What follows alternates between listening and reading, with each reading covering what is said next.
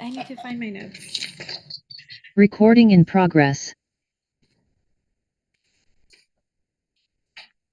Hey, morning, everybody. Call to order for the Board of Investments for Wednesday, May 14th. Mr.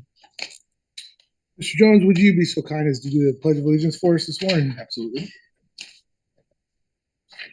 Rise and putting your hand over your heart.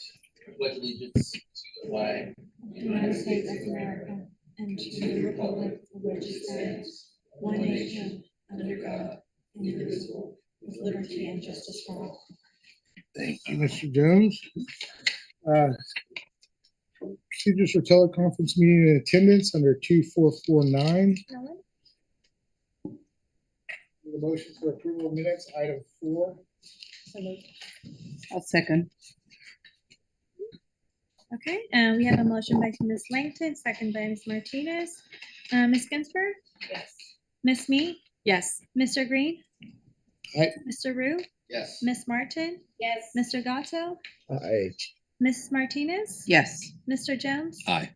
And Ms. Langton? Yes. Okay, the motion passes unanimously. Outstanding. Any public comment? None. Okay, moving on to item 6, executive update. Mr. Grable. Good morning, Mr. Chair and trustees. That was a very interesting corporate governance committee meeting, and I ran to scribble some notes based upon it. Can't read any of my notes, so which is unfortunate. But in some sense, it was affirming to hear that G is key. I think that that's maybe the way I start every day as a great mantra, that G is key. I'm sure that the board chair would agree with me on that. But on a more serious note, would like to just pull a thread of what Jen said, is that there's the criticality of reliable information. And I serve currently on the investor advisory board for the PCAOB. PCAOB stands for the Public Company Accounting Oversight Board. It was established by Congress after the Enron crisis in the Sarbanes-Oxley legislation. And their mission is to regulate public company audits, and part of the current budget bill in Congress is to defund the PCAOB. So given our belief in transparency, our belief in the necessity to have reliable information, not just information, I think it's just something that we need to continue to monitor. And with that, let's turn to slide 5, please. What this shows the global market performance as of the end of April. As a reminder, I know I say this frequently, is our performance is lagged by 1 month. And for that reason, we put this page in the CIO report such that we have a sense as to the performance of different asset categories over the intervening period between the lag in our performance and what's happening currently in the markets. This table, this page shows performance for all these different asset categories for various time periods. And maybe the most important one for us to focus is on the very far right, the 10-year, 10Y, the 10-year annualized returns really is critical for us given our long-term investment horizon.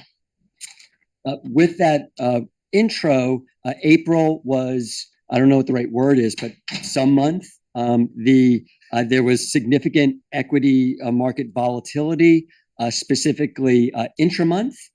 This looks kind of like not that much happened, but a lot happened during the month of April 2025. And based upon that, I went to the great Google machine and I did a bit of research on market swings, equity market swings.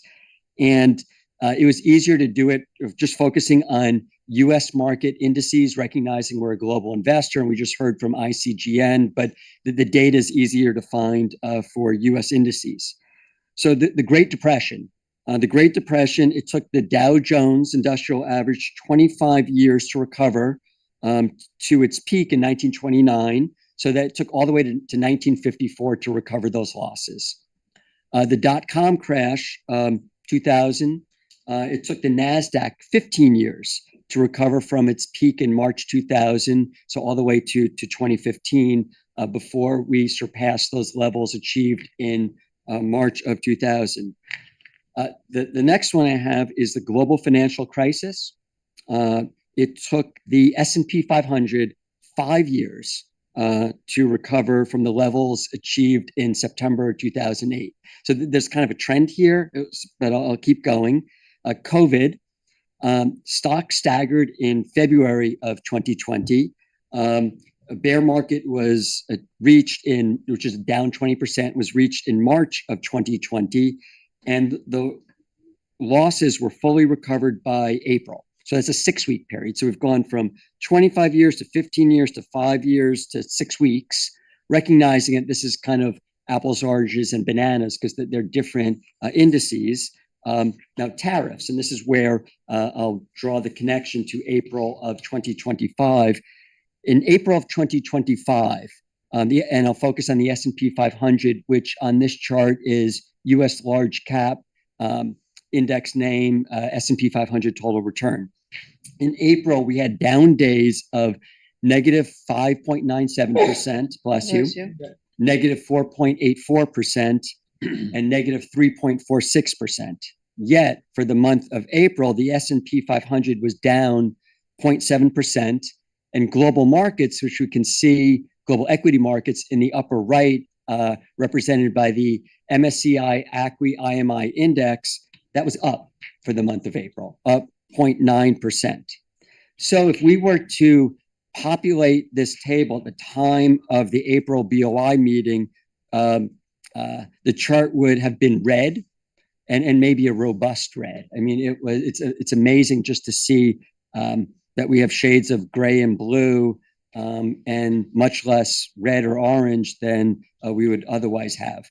Month to date, May, equity markets are positive for 2025, notwithstanding all the chaos that has happened and the volatility in the markets. So our market cycle is getting shorter, maybe not. However, the velocity of information, how that information is digested, and the reach of that information are much more pronounced. Yet at the same time, it's a smaller portion of our portfolio. So a couple observations. One, we have investment beliefs that ground us in periods of uncertainty and emotion. Those investment beliefs, and this is kind of my paraphrasing, that we're forward-looking. We have an investment horizon that spans decades. That's really powerful. Rebalancing is key. We rebalance frequently. And that strategic asset allocation is the primary driver of returns, not timing markets. No one's going to get that right, but strategic asset allocation, because if you look at the far right column, the volatility, the 10-year column is much less pronounced than it is on the left-hand side, where there may be market movements in short-term periods. Another observation is that diversification works. Public equities may be down. The media tends to focus on daily movements of public equities, but it's important for us to remember, and this is a technical term, that other asset categories are beneficial and zag when equity markets zig. What zag and zig mean, I'm not quite sure, but it's just that they're not perfectly correlated. And it's important for us to remember that we've been here before, that LACERA has weathered many market cycles, and not only have we weathered them, we've weathered them quite well. Our portfolio is more diversified than ever. Last month, I cited our public equity allocation. 10 years ago, it was 51% target. Today, it's 29%. So we're less reliant upon public equity. OPEB is earlier in its diversification journey than the pension. Now, based on these observations, I'm going to underscore a couple of them. One, over the last month or so, I've been asked by trustees on both boards to do something about the market volatility. And the answer is we have. Yeah. And we've done it in advance. You know, we've done it in advance as prudent fiduciaries. We have a deliberative 12-month strategic asset allocation process. We revisit that every 3 years. We're guided by our state constitutional mandate to diversify the portfolio in that strategic asset allocation exercise. In that exercise, we adopt 10-year prospective capital market assumptions, and we use those assumptions to test various model portfolios. We compare those portfolios to our current portfolio, and then we try to construct alternative ones. Now, based upon what we did in our most recent strategic asset allocation in 2023, 2024, we increased the probability of having a north of 7% return. Now, that's obviously on a modeled basis because we can't look into the future. And much of that is driven by a higher interest rate environment. But not only have we increased the probability of higher returns, we reduced the probability of a loss. And once again, so when we're thinking about do something, well, we did something by reducing the probability on a model basis of a loss. We also have in our quarterly performance book, we stress our portfolio through various scenarios. So that's something that we do in more real time. And then to zoom out a little bit more is I know one thing for certain, that the word uncertain is in every commentary about the economy and the markets right now, and that a broadly diversified portfolio is at the same time the best offense and defense against uncertainty. We are diversified across asset categories, geographies, and liquidity profiles in both public and private markets. And that is what we've done. And we continue to do, each and every day, and with such exercises as our strategic asset allocation. So I will pronounce today and every day that we are doing something in light of market volatility and in light of when there are periods of lack of market volatility. If we could turn to slide 8. So this shows... John, if I may interject, I'm sorry. So, I hate to cut you. I want to add to that because we talk about the uncertainty, potential versus probability, right? Our risk management process. And I want to back you up on this and say it in something, in my own way. But that uncertainty in the market that everybody's talking about, right? It's a soundbite. That the uncertainty increases the potential, right? But then through risk management and strategic asset allocation lowers the probability of it, right? And that's what it is. And that risk management process between staffs going through the whole thing and we're looking at that 12-month window. Again, no crystal ball. You said that to me one time in the very beginning. And then the relationship with the consultant and the risk management process, and then that modeling coming out. And again, I have strong confidence in it. The fund's performance shouts, watch out to it. So I just wanted to reiterate that. I'm digesting what you're putting in, and thank you for that information. Sorry to cut you off. Thank you, Mr. Chair. Yes, and I wholeheartedly agree about our process. So this chart shows results for the pension as of the end of March, the end of our third fiscal quarter. Important reminder, we're 6 weeks away from the end of our fiscal year. For March, the fund was down 1% net. And I'll focus on the word net for a second in that in down markets, the impact of fees is more noticeable, more pronounced. It's something that we're always focused on. It's one of our strategic initiatives to focus on fees and the cost of capital. At the end of March, fund AUM was $81.5 billion.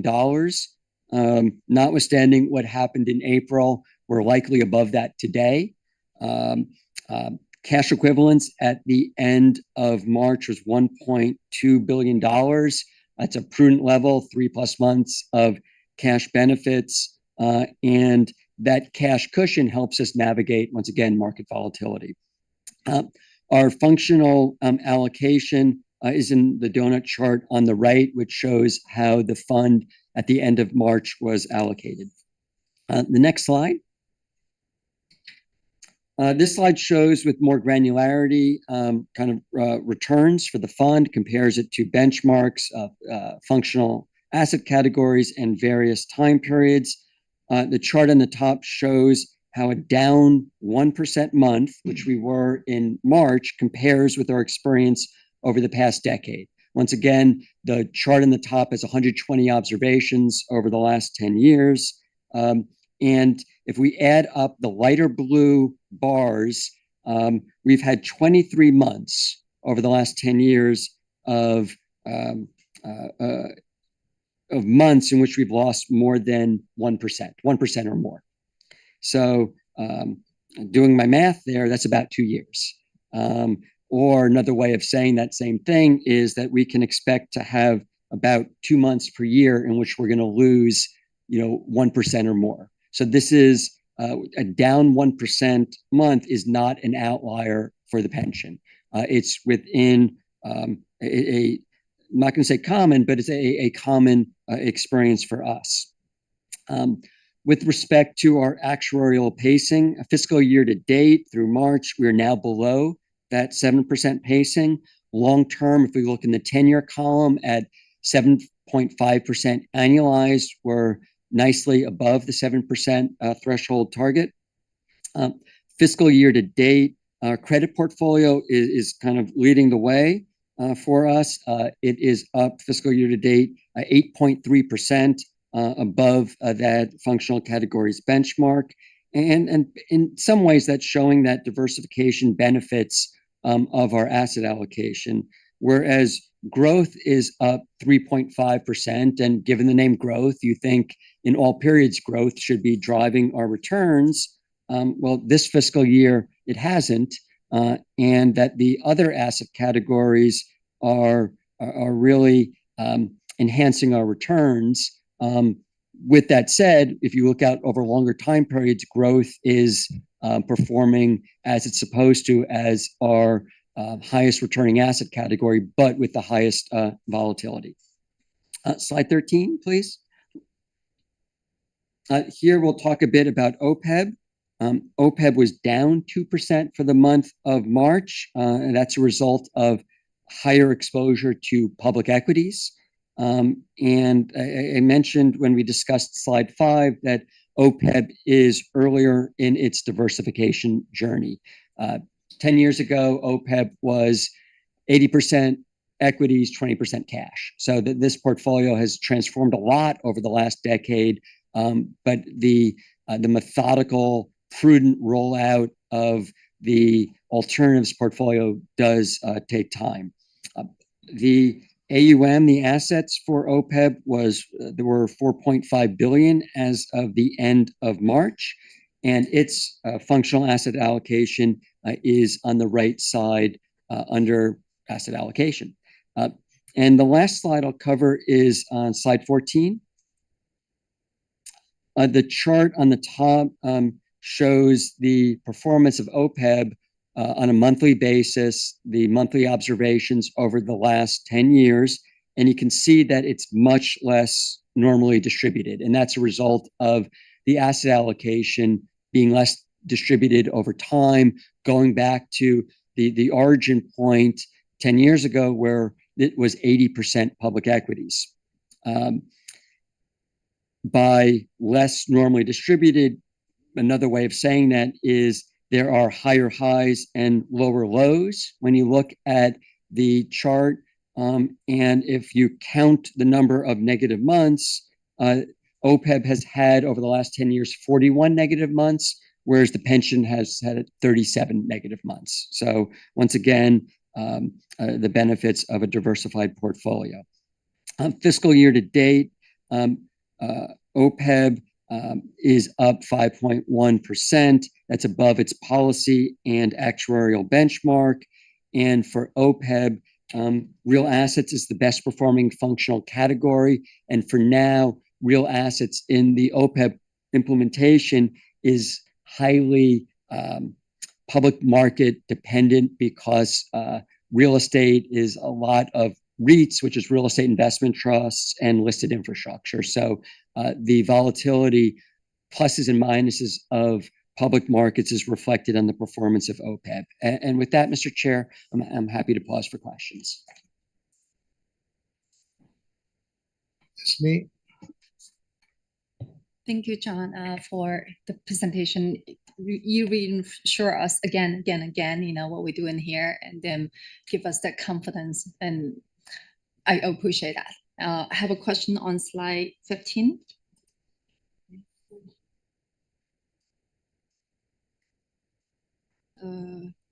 18, I'm sorry. It's just a simple question. Could you help me understand how to read this chart, rebalancing activity? What does the positive number mean and negative number mean? A positive number indicates inflows into an asset category, and a negative number indicates outflows from that asset category. And then the number all the way on the right is the net activity. Inflow meaning we have, for example, we have 399 more to invest into that. Okay. We've added, or a lot of that, remember that growth includes private equity. So if our private equity managers call down capital from prior commitments, that will result in rebalancing into our growth asset category. And then for the credit, negative 187, meaning that we want to exit investment. Or we had returns. Yes, Okay. money came back to us. Got it. Thank you. That's all. Thank you, Chair. Thank you. And thanks for continuing the new tradition of the staff chart of the month. I don't mean to sound ignorant, but what's Liberation Day? Trump's tariff announcement. That was the date named by the administration for when they announced the tariffs. Oh, I must not have been paying April attention. 2nd. I must not have been paying attention to that one. So, Yeah, that's. well, thank you. It's no, I really appreciate these. It's yeah, thanks for that. And then yeah, it looks like it well recovered. And then so yeah, thank you. Anybody else? All right. Mr. Popowich, thank you, Mr. Grable. Mr. Popowich, member spotlight. Good morning, Chair Green. I'll substitute in. Good morning, trustees. So briefly on the member spotlight, we want to highlight one of our own, Deanna Hernandez, our document processing coordinator for LACERA, who's had nearly 3 decades of service at LACERA. So we certainly want to appreciate Deanna's contribution to not only her department, but division and organizationally at LACERA. She is going to enjoy spending time with family, volunteering at church. Her last day at LACERA was in March, so she is already retired. So she's considered one of our retirees. So again, congratulations on behalf of the organization and obviously the years of service here. So thank you, Deanna.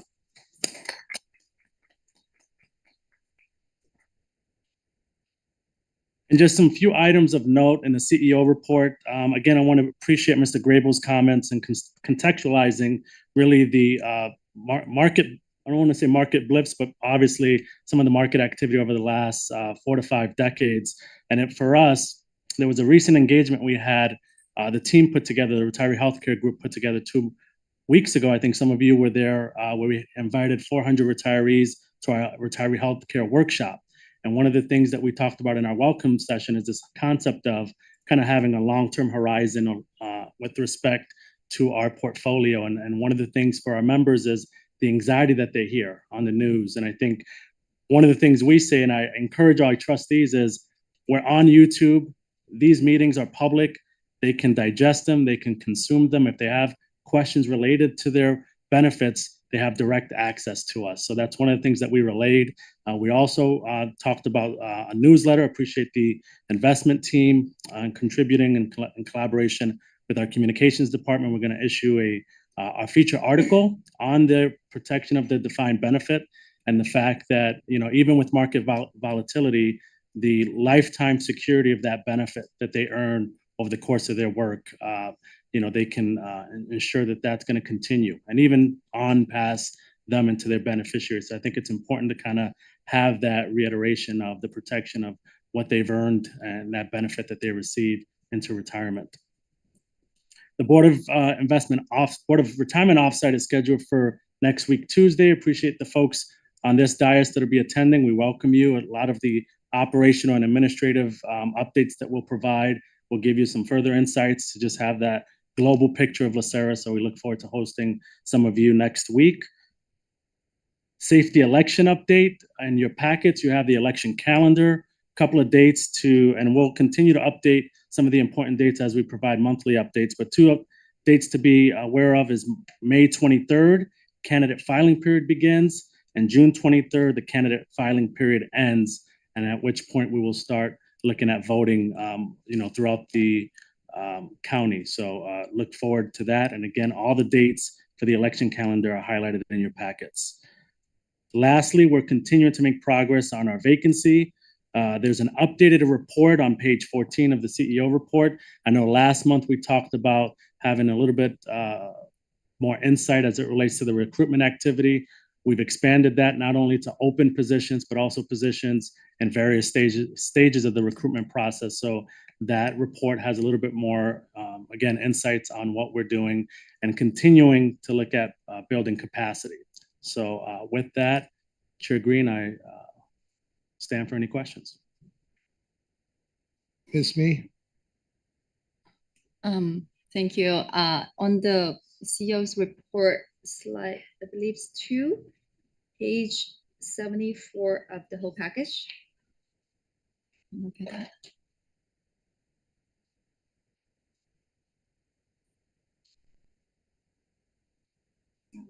Can we get there?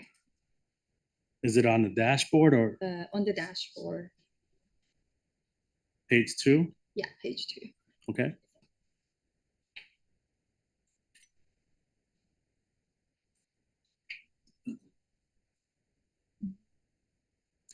I notice here on the bottom left chart, the member service call.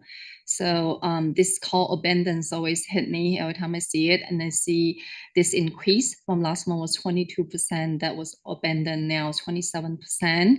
I assume it's because of high demand during the March Madness for the retirement, right? And then what is hard for me to read is that I feel like we have 2,357 members, their question not being answered, their call not being picked up. And is this something that we can do to address? Yeah, so that's kind of the cycle of our calls. So March, and this is a March snapshot, and that's going to be the highest month of call volume that we're going to have. And for call center staffing, we try to do our best in terms of making sure we're staffed adequately to answer the phones. The one thing I will say, it's the members, two things. Some of those members, and JJ alluded to this last month, WEP and GPO calls were heightened over the last several months, and we've put an alert on our call. So some of those drop calls can be individuals getting their questions already answered through our automated messaging system. And we did have an increase in kind of that WEP GPO. But March, you'll see it's our largest call volume, largest volume in general. And, from a staffing perspective, we want to make sure we're staffed accordingly, but we're staffed to the point where we're not also in our low months having, excess headcount in other areas. So we continue to look at that in terms of how we best address that abandonment rate. Sometimes they call customer service on like other things, right? And they have an option of, would you like to leave a phone number? We call you back. I thought that's really Exactly. nice. So some of those abandoned calls, that's another option, is that they can leave their message. It'll still read as an abandoned call, but we will circle back and call them back within 24 hours. Got it. Actually, they address this 27% actually is lower than that, the unanswered call actually. Exactly. Right. Thank you. One more question is on the LACERA dollar slide, which would be slide 12, page 12, and 84 of the package. So here, we see this again. I just want to make sure I interpret it correctly. When I talk to members, I give them the right information. So I try to make sense of the 68 cents out of, the whole dollar from investment earning, right? And look at the left chart, or counting everything here. Is it the cost of healthcare costs is not taken into account here? because what I see, the retiree payroll 4.5 is not really, 68% on the left chart, right? What we pay besides the retiree payroll, do we also have healthcare costs that we pay for that's not showing on this chart? Yeah, so and with OPEB, there's a pay-go component. Yeah. Where the county pays the premiums for members as they retire, because some of the members have 25 years of service and can have their full premiums paid for through the county. So that pay-go cost is about $900 million a year, and that probably is not reflected here. And again, this is an annual snapshot after the actuarial report is completed. So this is a snapshot going from June 30th, 2024. So we update this once a year, this kind of pension dollar, I should say. Thank you. That's all question I have. Ms. Langton?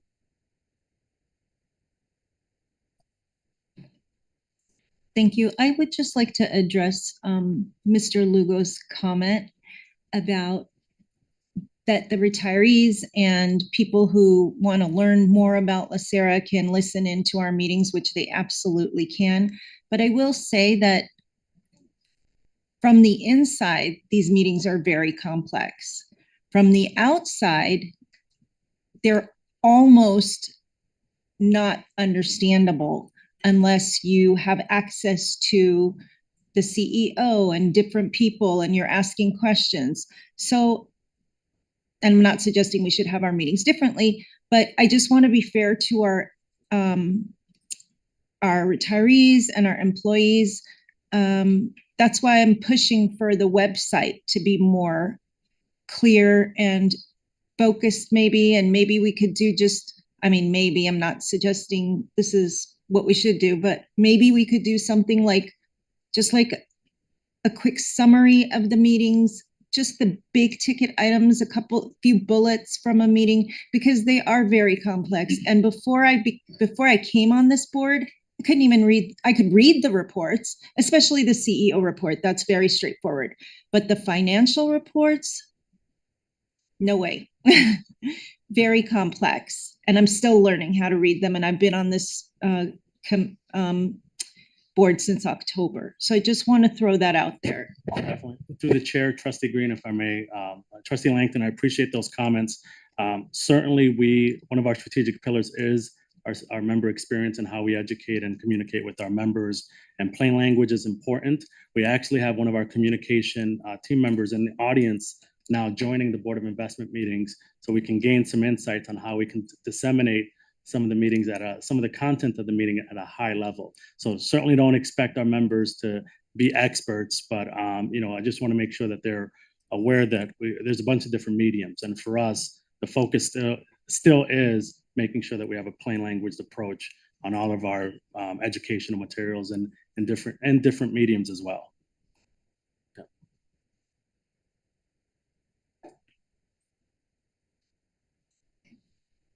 Well, thank you, Mr. Lugo, for the report and entertaining the questions. Anybody else?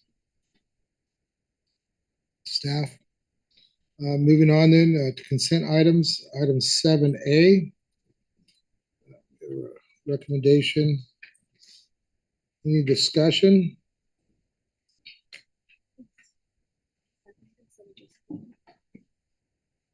Does anybody want? We have a recommendation, but there's a presentation associated. Oh, there isn't.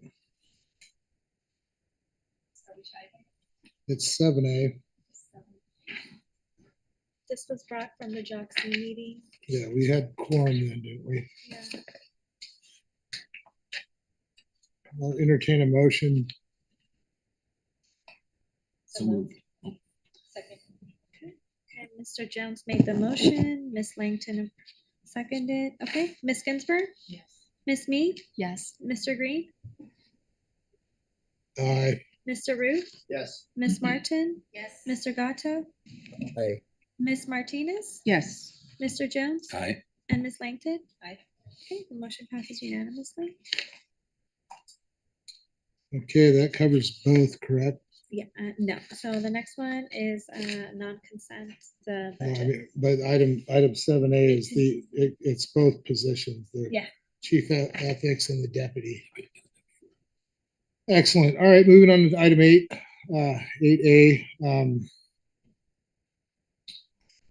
Proposed administrative retiree healthcare and other post-employment benefits trust budgets. There's a presentation.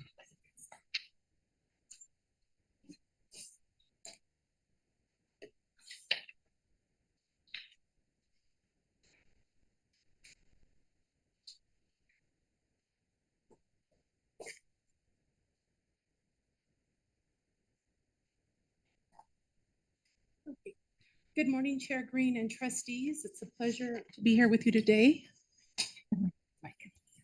My name is Ricky Contreras, and I'm the Administrative Services Division Manager. And with me today is Jonathan Tran, who leads our budget team and will be advancing our slides for us today. I also have Kathy Delino, who leads our systems team, and Dr. Carly Ntoya, who is our HR director. So before I get started, I will say that several of you have heard our presentation at both the JOG-C and Board of Retirement. So I will be doing an abbreviated version and standing for questions at the end. So I'm going to jump right into it. We're going to go to slide 6. For the fiscal year 25-26, the statutory limit under SORL is approximately 199 million. That limit is set at 21 basis points of the actuarial accrued liability as of June 30th, 2024. The proposed budget is approximately $146 million, leaving roughly 53 million as unappropriated funds available for an emergency or unexpected needs. We have not budgeted for any COLA increases for the last 6 months of fiscal year 25-26, so we may need to request additional funds. However, we will strive to absorb any cost increases within the budget. Next slide, please. LACERA has 3 operating budgets. We will spend most of the time today discussing our $146 million proposed administrative budget, which provides the necessary resources to administer the promised pension plan benefits and is funded from the pension plan assets. LACERA's pension plan trust cannot be used to fund other post-entitlement benefits, such as retiree health care. So any staff time or resources spent toward those purposes must be reimbursed to the pension plan. The retiree health care benefits program proposed budget, which is 13.1 million for fiscal year 25-26, provides the resources to administer the retiree health care benefits for eligible retirees. Administrative costs, including staff and expenses, are funded through an administrative fee, which is currently $8 per member per plan per month. And finally, the OPEB trust was established to pre-fund the retiree healthcare liabilities for employees of LA County, the Superior Courts, and LACERA. Outside districts are not pre-funding. The trust names the Board of Investments to manage the assets, and currently the OPEB trust is not used to pay premiums. The assets are invested with the goal of having OPEB trust operate similarly to the pension fund trust, where investment earnings pay the majority of the costs and the employer sponsors pay only the actuarial determined contributions. The OPEB trust budget for fiscal year 25-26 is 1.3 million. Next slide, please. This slide provides a snapshot of the 3-year trend for LACERA's administrative budget in the millions, with the orange column on the far right representing our fiscal year 25-26 proposed budget request. Significant changes will be highlighted in later slides. Next slide, please. This chart provides a snapshot of the 3-year budget trend for the Retiree Healthcare Benefits Program and the OPEB Trust. The proposed budget for each is represented by the orange bar on the far right of both charts. Significant changes will be highlighted later in later slides. Now I'm going to hand over the presentation to Kathy Delino, who I previously indicated leads our systems team, and she's going to provide a brief overview of our proposed investment in technology. Okay, Kathy. Thank you. Good morning. I'm going to spend a few minutes talking about the IT spending plan for the current fiscal year, as well as for next fiscal year. One thing that I want to point out is LACERA is working on 5 strategic initiatives, and only one of those calls out technology specifically. It's called innovation through technology, but all 5 require technology solutions, using technology to change the way we do business. So next slide, please. And then one more. Great. So let's look at the current IT spending plan for this year. It is $25 million. And we'll go into some of the projects that we've completed with that funding. Next slide, please. So these are just a few of the projects that I want to highlight that we have worked on and completed this year. Case management continues to be a very top priority for LACERA, and we have finished phase 1. We've implemented 3 processes, and we're looking forward to bringing a presentation to a future OOC that shows the final process that we did. It's called first payment. It takes a member from retirement election all the way to their first benefit payment. We're also seeing a really good return on investment with this case management solution, and we'll be presenting that as well at a future presentation, most likely OOC. But that is to be determined which meeting we're going to bring it to. We also have our new contract lifecycle management project that's been has been launched, and we are implementing a new process for contract management. It's basically case management for contracts, so it's taking all of the noise, if you will, from email and putting it into the solution. So really streamlining the process and saving us time. Laura, real quick, is that used primarily by legal? It's used by legal, administrative services primarily. Those are the main users, but it also is used by every business owner that has a contract. Okay. So a lot of IT contracts start with the system. We input them. Okay. And then finally, my favorite, I think, is our HR solutions that we've implemented this year. We've expanded the use of NeoGov, and we're seeing a great benefit there. Again, a lot of things that used to be in email, hard to find, are now right at our fingertips with NeoGov. Next slide, please. So for next fiscal year, the IT spending plan is $27 million. Next slide, please. And here are, I'm going to highlight just a few of these projects, not all of them. First on the list is the digital mailroom solution. We're looking for a business continuity plan for our mailroom. We do process our mail here in this building. We're looking for an alternative in the event of a disaster. I want to also highlight our member experience communication project.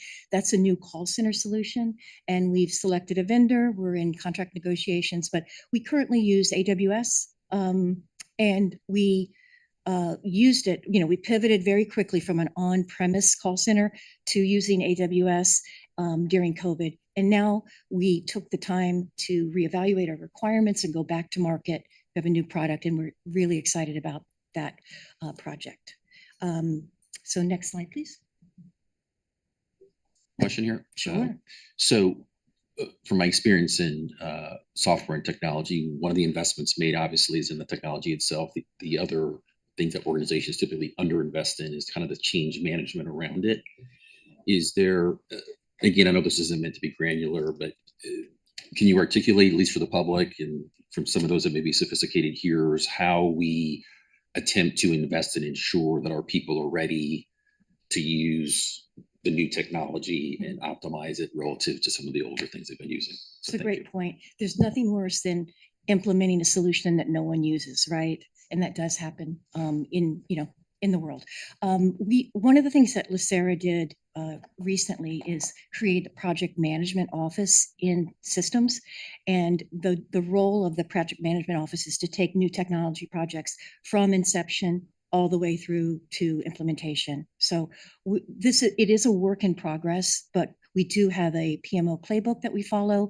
And the very last phase of that playbook is closure. And it's, making sure everyone's trained properly and that we turn the project over to operational support.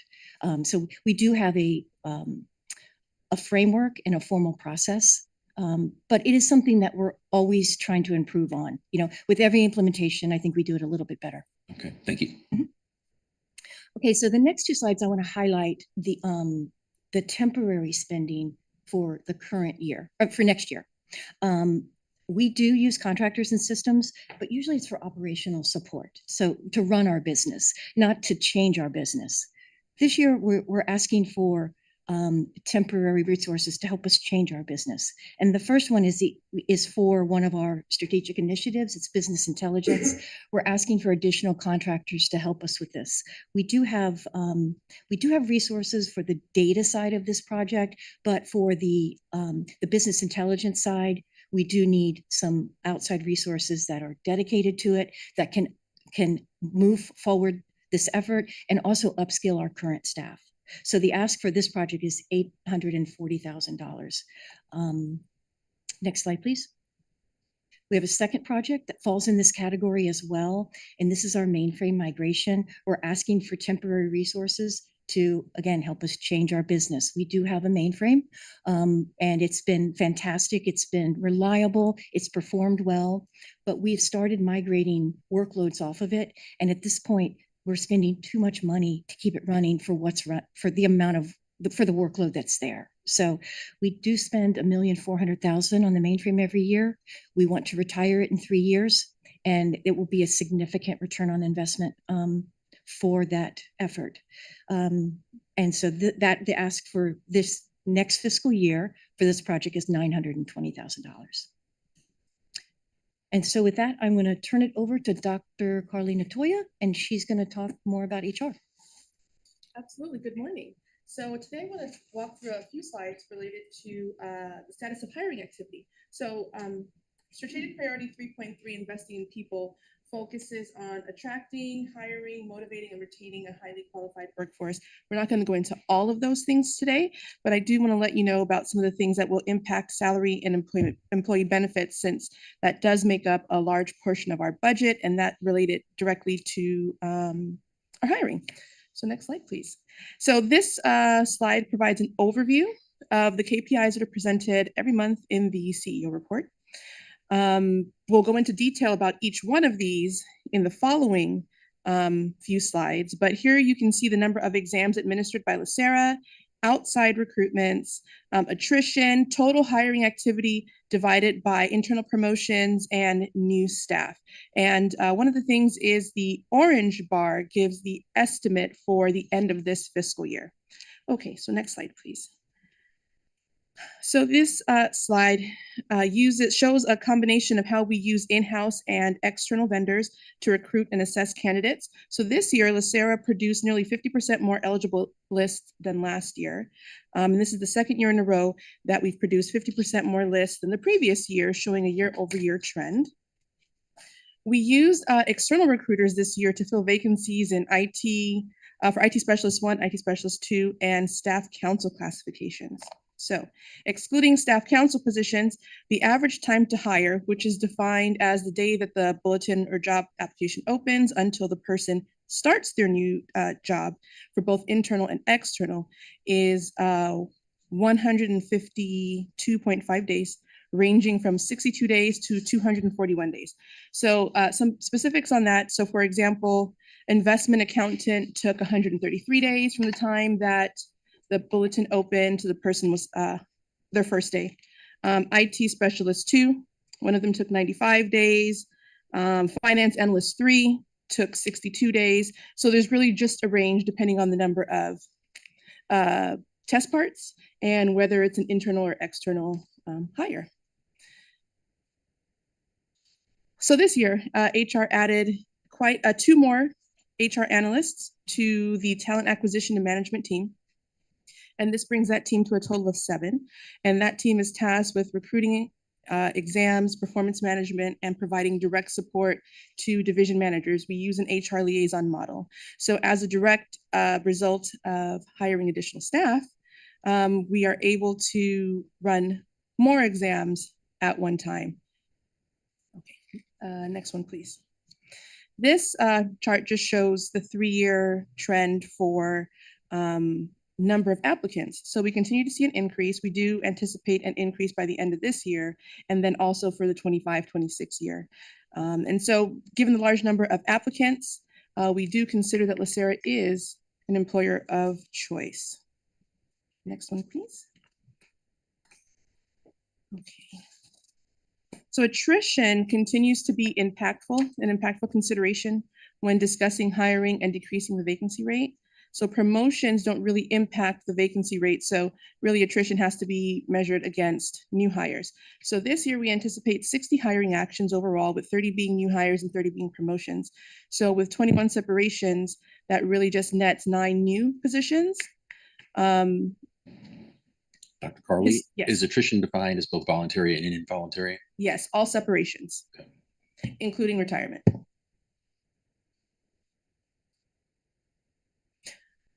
Actually, just separations from LACERA. So there are some people who promote or transfer to other county departments, and we consider that a separation from LACERA. Yeah. Okay, next one, please. Why would they leave here? I just don't know. So by the end of this year, we're projected to have 60 hiring actions. This year, we've seen hiring in systems, admin services, member services, HR, communications, FASD, investments, legal, and internal audit. So let's see. The hiring that takes place this year is the culmination of work that started this year and last year. And some of the work that's been taking place this year will see a result this year and next year, right? So if there's a hiring list promulgated at the end of this month, the person won't likely start until next fiscal year. So we do have lists with the expiration date for 12 months. So we're able to hire people as vacancies come up for the next 12 months. And by the end of this year, we anticipate having another 18 hiring actions with 12 RBS2 promotions, 3 hires or promotions in FASD as we continue to implement the FASD study, and 3 in other parts of the organization. Next slide, please. Quick question here, if you don't mind, Dr. Carly. Louis, if you wouldn't mind coming to the podium, the question kind of relates here. So over the arc of time, 4 years since I've been here, aware of the stressors on hiring as communicated by John and others. I know we've made some changes. We've gone to the business unit model or liaison investments. Is the money that we've already approved budgeted to kind of correct that problem? Do you feel like the stressors on behalf of senior management around the responsiveness of Dr. Carly and her team and everything else, have we kind of solved the problem a little bit in terms of getting there, or are we still a tick or two away? Through the chair and trustee Jones, appreciate the question. I think when you look at the arrow's pointing in the right direction. I think we're still looking at operationalizing our process. So I think there's still opportunities within the recruitment process, the civil service process, to be a little bit more efficient. But in terms of capacity, we hired new HR analyst. We've onboarded hires throughout the organization. So I think directionally we're moving in the right direction, but we still have opportunities to improve along the way in terms of our recruitment practices. Yep. Okay, so this slide addresses historical retirement. This is a historical view of retirement for the past 5 years. One chart shows the number of LACERA retirements per year, and the other provides a view of the average years of service and age at retirement for LACERA staff members. So this provided the information for the next slide, which is a forecast of future retirements. So it forecasts the pattern for retirement using the modeling from the last set of information. We used to predict a retirement age of 64.2 and 24.5 years of service. So we anticipate 13 retirements, but retirements only, not total separations, just retirements this year, and with the trend increasing yearly through 2024. And I think that is it. So I think this concludes the HR portion that addresses vacancies and what we're doing to address them. Happy to answer any questions before Ms. Contreras resumes. I have a comment, actually. I only sit on this board, so this is something new for me. And during the audit committee, we were talking about data. It's all here. I knew it was all here. So excellent presentation, and a lot of data that I would be glad to look at as we go through the fiscal year a little bit more, instead of looking at just the how many hires have we had, or what is the net, understanding all the components that go into the job that you have to do is important. So I want to thank you for that. I do have a question for the admin area. Do you want me to wait or ask now? Let me, we go through the presentation. the Okay, and remainder of then the I'll ask. presentation. Okay, If you have all a right. question, we can. Sounds good. Thank you. You're welcome. Okay, so the administrative budget has two main categories: salaries and employee benefits, and services and supplies. The proposed budget for salaries and employee benefits totals approximately $111 million, or $5 million more than fiscal year 24-25. The proposed budget for services and supplies totals approximately $35 million, or $500,000 more than fiscal year 24-25. Next slide, please.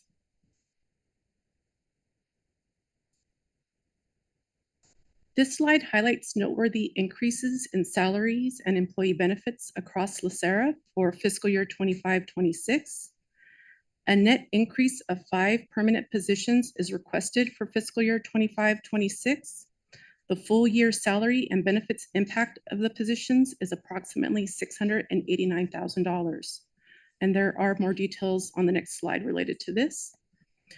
The temporary staff increase for fiscal year 25-26 is primarily due to the two significant short-term projects in the systems division previously detailed by Ms. Delina. And there was an increase in sick leave buyback, and that's just based on usage. Next slide, please. This slide highlights the costs associated with the 5 net new positions proposed for fiscal year 25-26. Next slide, please. So services and supplies costs are reflective of the daily operational needs of the organization and are primarily based on historical expenditures adjusted for inflation. Reductions or additions for one-time expenditures are also applied. And this slide highlights notable increases in 3 areas: professional and specialized services, with expected increase of approximately $917,000 or 20%. And this is primarily due to consulting services for various divisions. Educational expenses are expected to increase by approximately $159,000 or 8.8%. And our disability fees and services are expected to increase by approximately $375,000 or 12%. Ricky, real quick, that 159 is education of our staff and employees, right? It's an internal. That is absolutely true. And it's due to the fact that we do have a lot of new staff, thanks to Dr. Natoya's team. And we are spending time educating everyone and getting everyone up to speed. Well, at some point, I don't know if it's right in this moment here, but yes, I get it when we have to train new staff, but for our managerial level staff, and we think about the professional development around internal promotions and things that we like them to have. Can you just comment on the level of spending that we're doing there? I mean, I guess my question is for our middle level and above staff, is the level of investment in their professional development and whatever else, is that likewise going up? Or what is the managerial point of view that we have around that beyond certifications? I mean, what is our point of view on career development investment from an education perspective? Thank you, Louis. Okay. Yeah, I'll take that. So one of our strategic initiatives is investing in people, and learning and development is one of the areas that we're focused on, and more so career ladder development. So not only new hire, but also new supervisors, seasoned managers, senior leaders. So I think organizationally really building a program that works at all levels of the organization. So that's kind of the future state that we're working towards in terms of collectively looking at leadership and development throughout the organization. Yep. Thank you. Next slide. You're already there, Jonathan, ahead of me. Thank you, as always. This slide highlights noteworthy decreases for our services and supplies. Computer services and support expenses are expected to decrease by approximately $925,000. And our equipment maintenance costs are also expected to decrease by approximately $231,000. Next slide. The proposed budget for the administration of the retired healthcare program totals approximately $13.1 million, which is $408,000 or 3.1% less than fiscal year 24-25. And the next slide will highlight significant increases across RHC. The 6.3% RHC departmental overhead increase is mainly due to a 3% cost of living raise for staff working on RHC's overhead. Shared costs from admin, HR, and systems divisions also contributed. Additionally, $25,000 was added for special retiree mailings to cover potential costs, increases in postage, printing, mailing, and other unexpected expenses. Next slide. And this slide highlights notable decreases across RHC.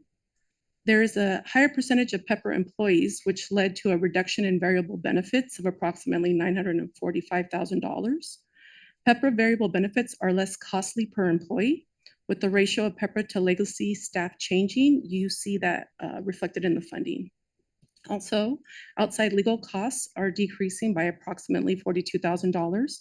The consultation for potential tier 3, which required an external legal consultant, has been paused.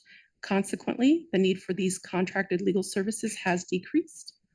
And the OPEB valuation decreased by approximately $50,000. The triennial valuation was completed last fiscal year and budget was reduced to reflect such. This slide provides a summary of the other post-employment benefits, the OPEB trust budget for fiscal year 25-26. The table details the approved and proposed budgets, highlighting variances in both salaries and services. A portion of the increase is due to COLA adjustments, while the remaining increase is attributed to additional personnel costs related to investment involvement in pre-funding OPEB trust benefits. And with that, our team will stand for questions. Thank you. I'm going to start at page 9.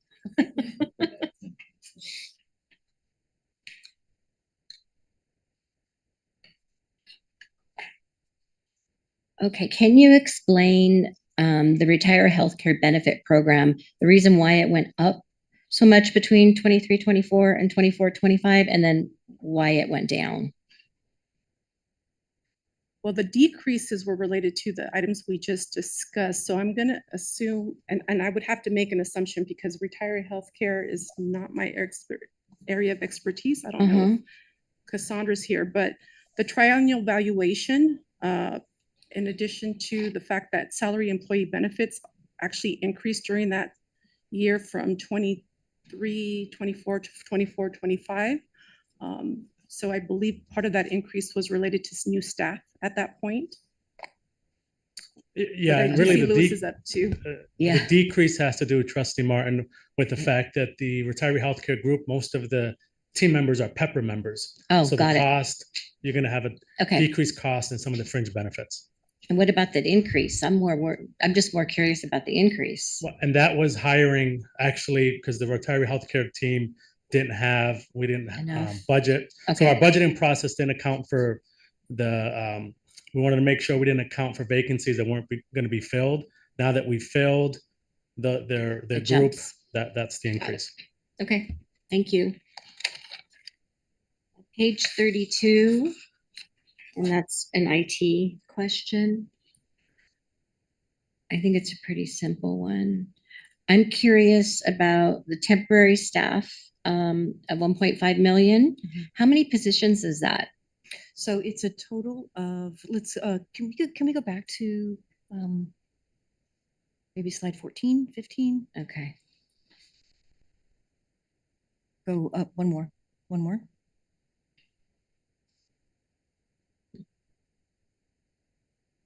Right here. And so this is one of the projects. So that's 4 positions. And then if you can do the prior slide, here's the other, and that's also 4 positions. So it's a total of 8. Okay, thank you. And 34 is my last page.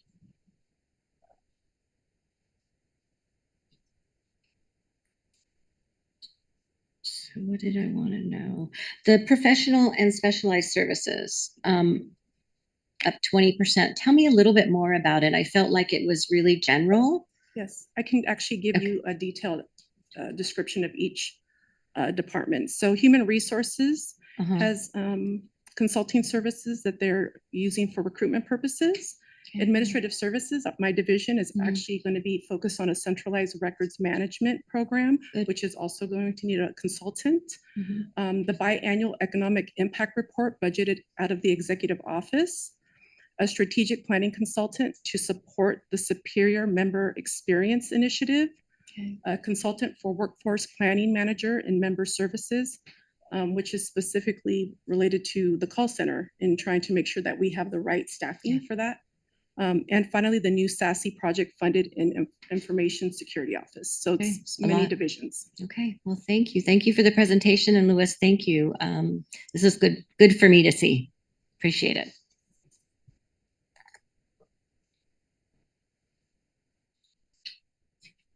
Ms. Me, Thank you. More common than questions. I want to say out loud in here for anyone that listening. I want to relate to this proposed budget to the previous item of 7A, the position that we created. I know the next step is we're going to CEO's office to get approved for those new position we created in 7A, right? The agenda item 7A is Chief Ethics and Compliance Official.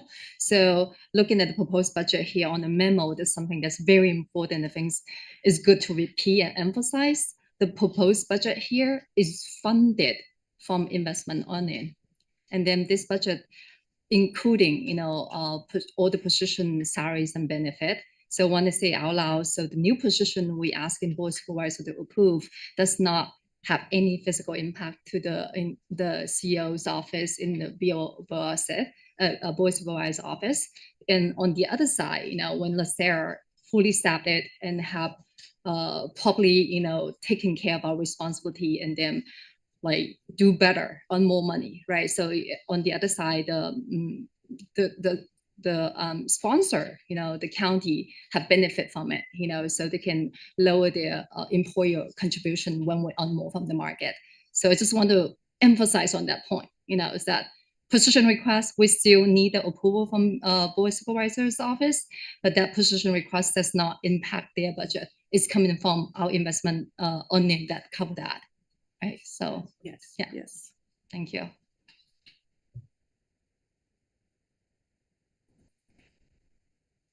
okay, thank you. If you guys want to continue with the presentation. Our presentation is Oh, complete. excellent. Thank you very much. Sorry, I'm over here killing trees. You need a motion? Yeah, entertain a motion to, and just, To accept the budget as presented by the staff. correct. And just as a point of information, the Board of Retirement moved, I think unanimously to adopt. So, thank you. Okay, Call so roll. Mr. Jones made the motion, Ms. Martin seconded. Ms. Ginsburg? Yes. Ms. Me? Yes. Mr. Green? Aye. Mr. Ruth? Yes. Ms. Martin? Yes. Mr. Gatto? Aye. Ms. Martinez? Yes. Mr. Jones? Aye. And Ms. Langton? Aye. Okay, the motion passes unanimously. Excellent. Moving on to 8B, we've got the boardroom proposal relocation and expansion. Good morning, Chair Green and trustees. I'm Laura Guglielmo, the Assistant Executive Officer leading LACERA's Business Services Group.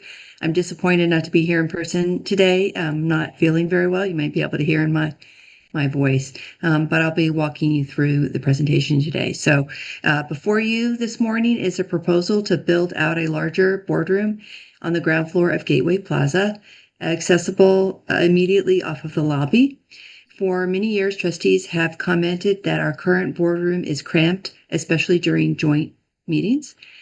Recently, the bank that leased the ground floor space opted not to renew the lease, and our facilities management team, James Beasley and Lindsay Knight, proposed this space and developed the plan that's going to be presented to you today. As this matter has already been heard by the JOGC and the BOR, I will walk you through rather quickly. So I'm going to proceed to slide 3.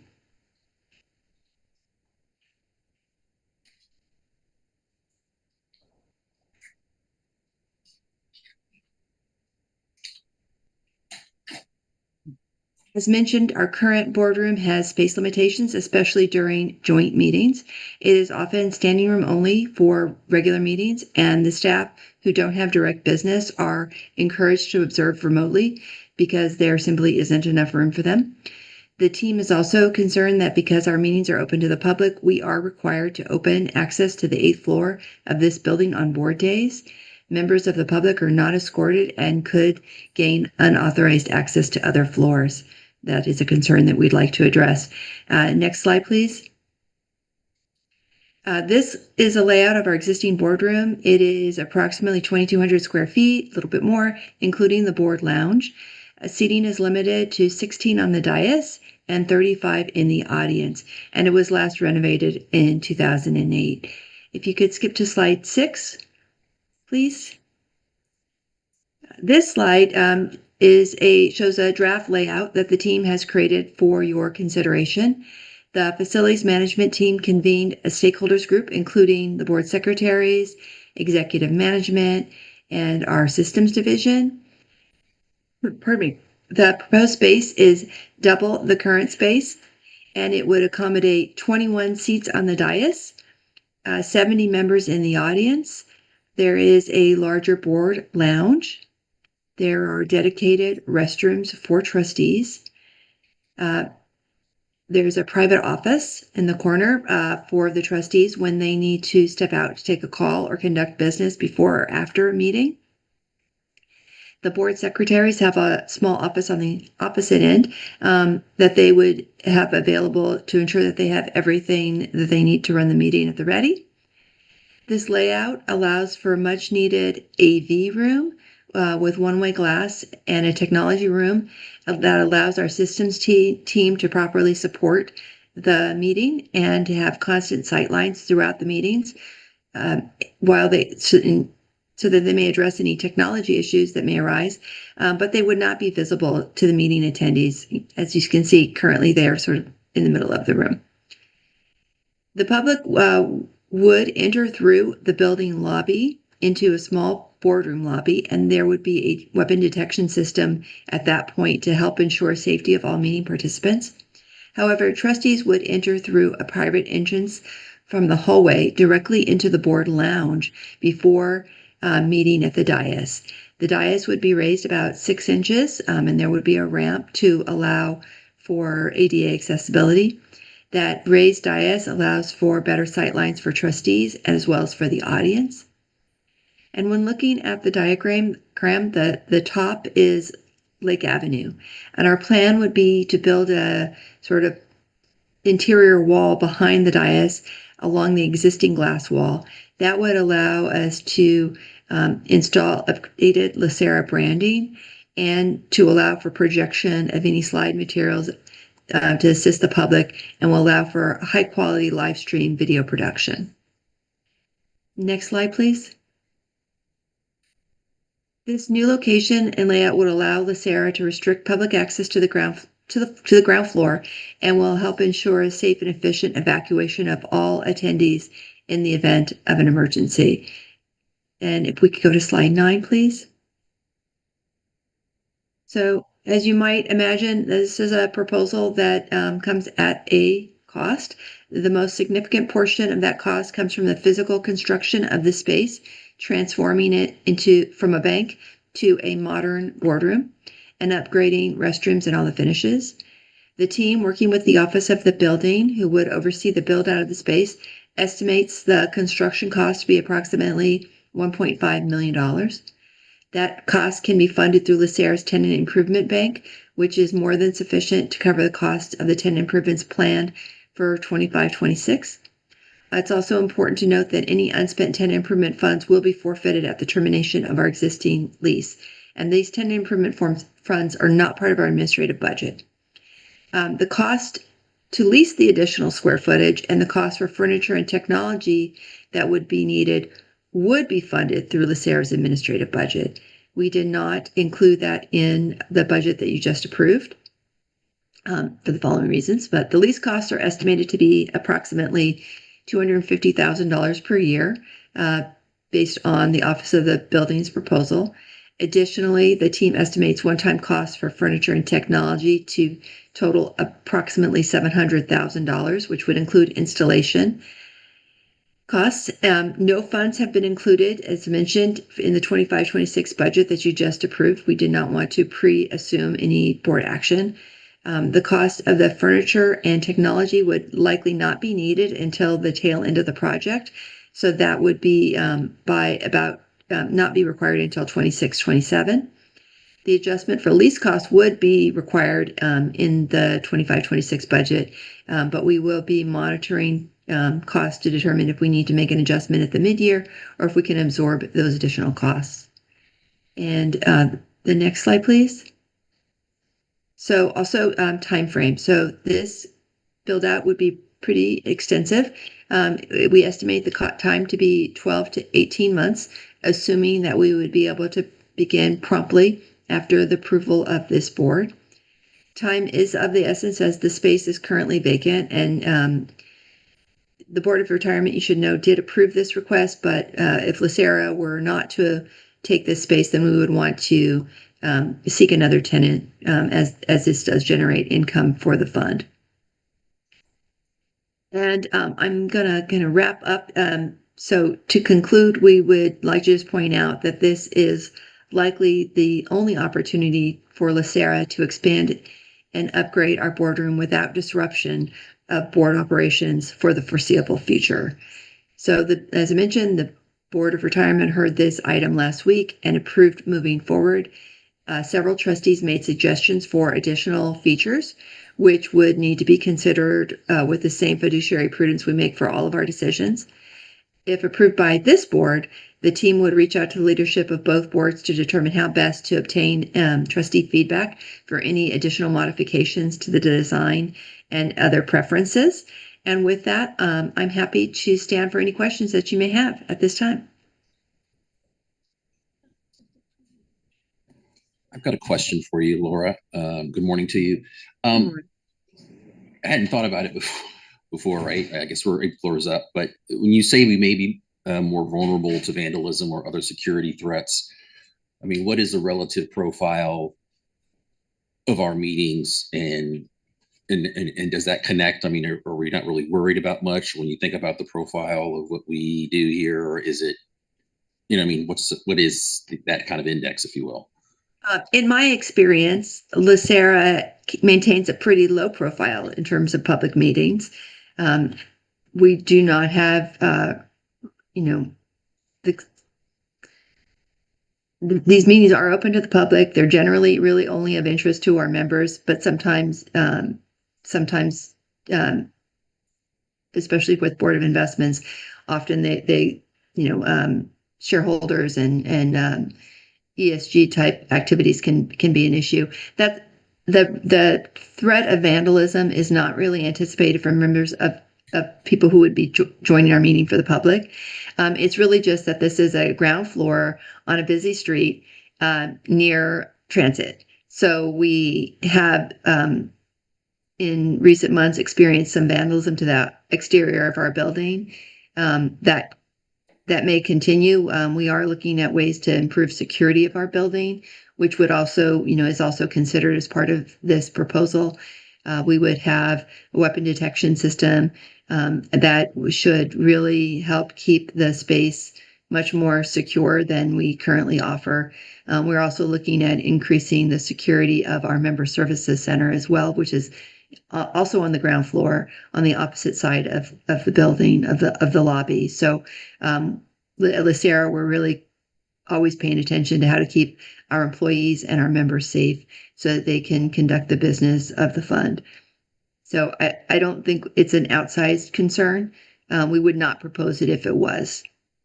So, Mr. Jones, as far as the discussions that occurred on the BOR, just for some information, Trustee Keogh brought up a good point. Weapon detection systems, there's limitations to them.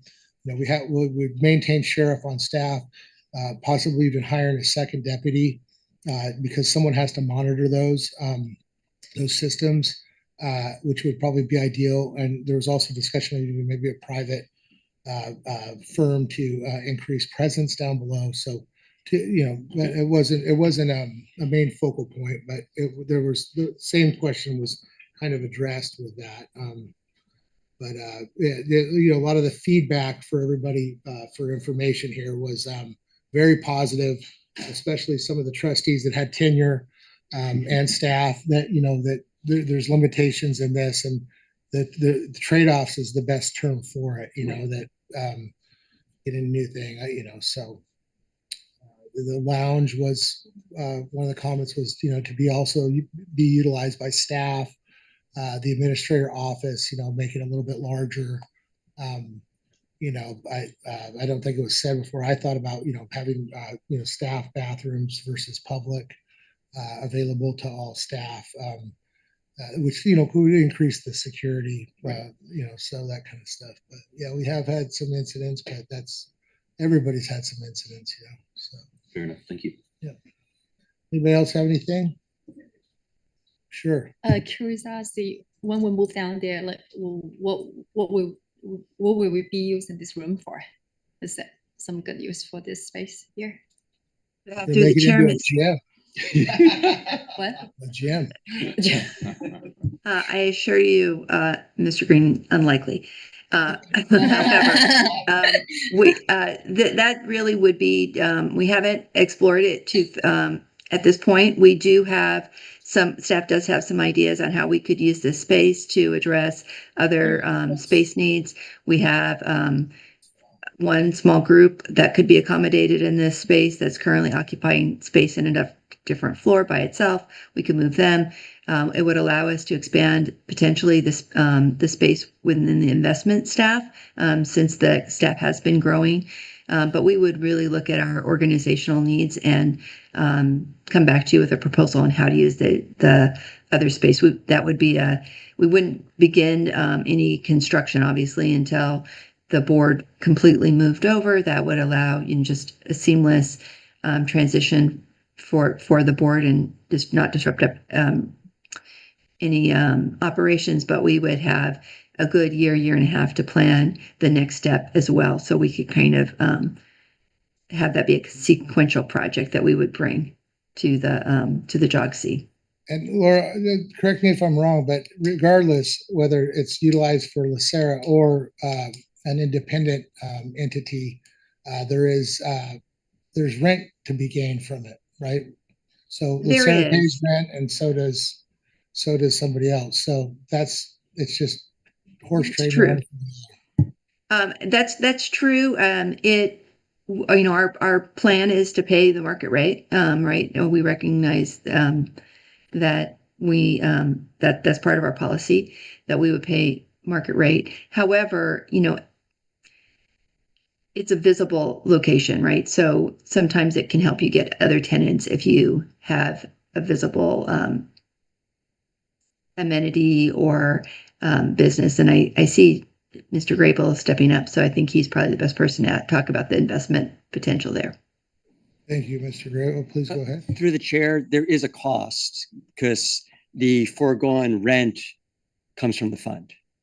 So the same thing with the tenant improvements. The cost for that, while not budgeted through the administrative budget, the actual funds, the money for that comes from the pension fund. So to the extent we're taking up a larger footprint in the building and the opportunity costs of not having a third party paying rent, that is money that we don't have.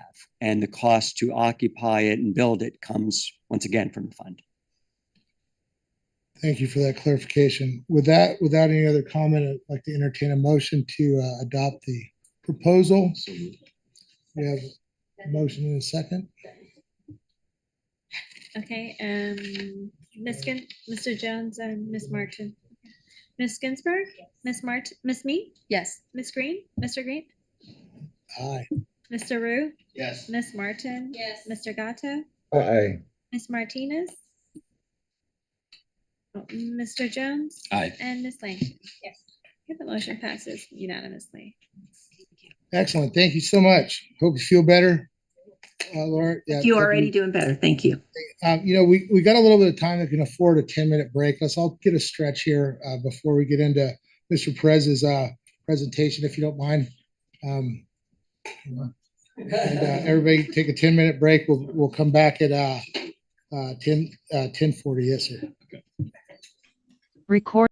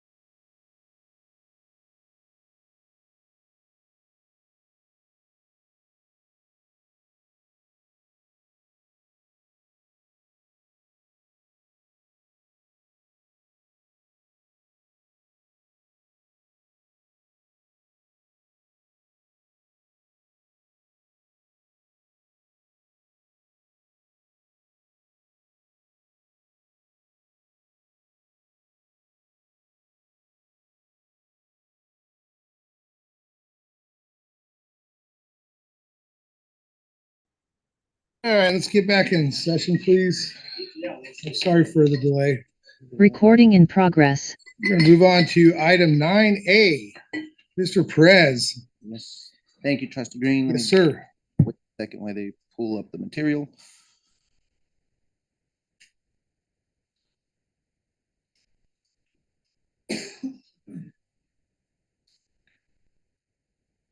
There we go. Well, thank you for the break, Trustee Green, and want to welcome everybody. Have a good morning. I thought we might be in the afternoon at this point, but it is still a good morning. So today we'll be presenting the manager lifecycle report. And so as part of our commitment on transparency and effective governance, there's a reason to have this report today. So if you will recall, several key themes from the board's 2025 strategic and initiative framework and initiatives towards best-in-class investor addresses oversight. This includes things such as implementation, as well as providing the Board of Investments with periodic updates. So this presentation aims to address these objectives. The report that Dale, Mike, and Jason will review will walk you through the detailed aspects of the manager lifecycle, including implementation as impacted by the strategic asset allocation, manager monitoring, and their turnover in various asset classes over the past decade.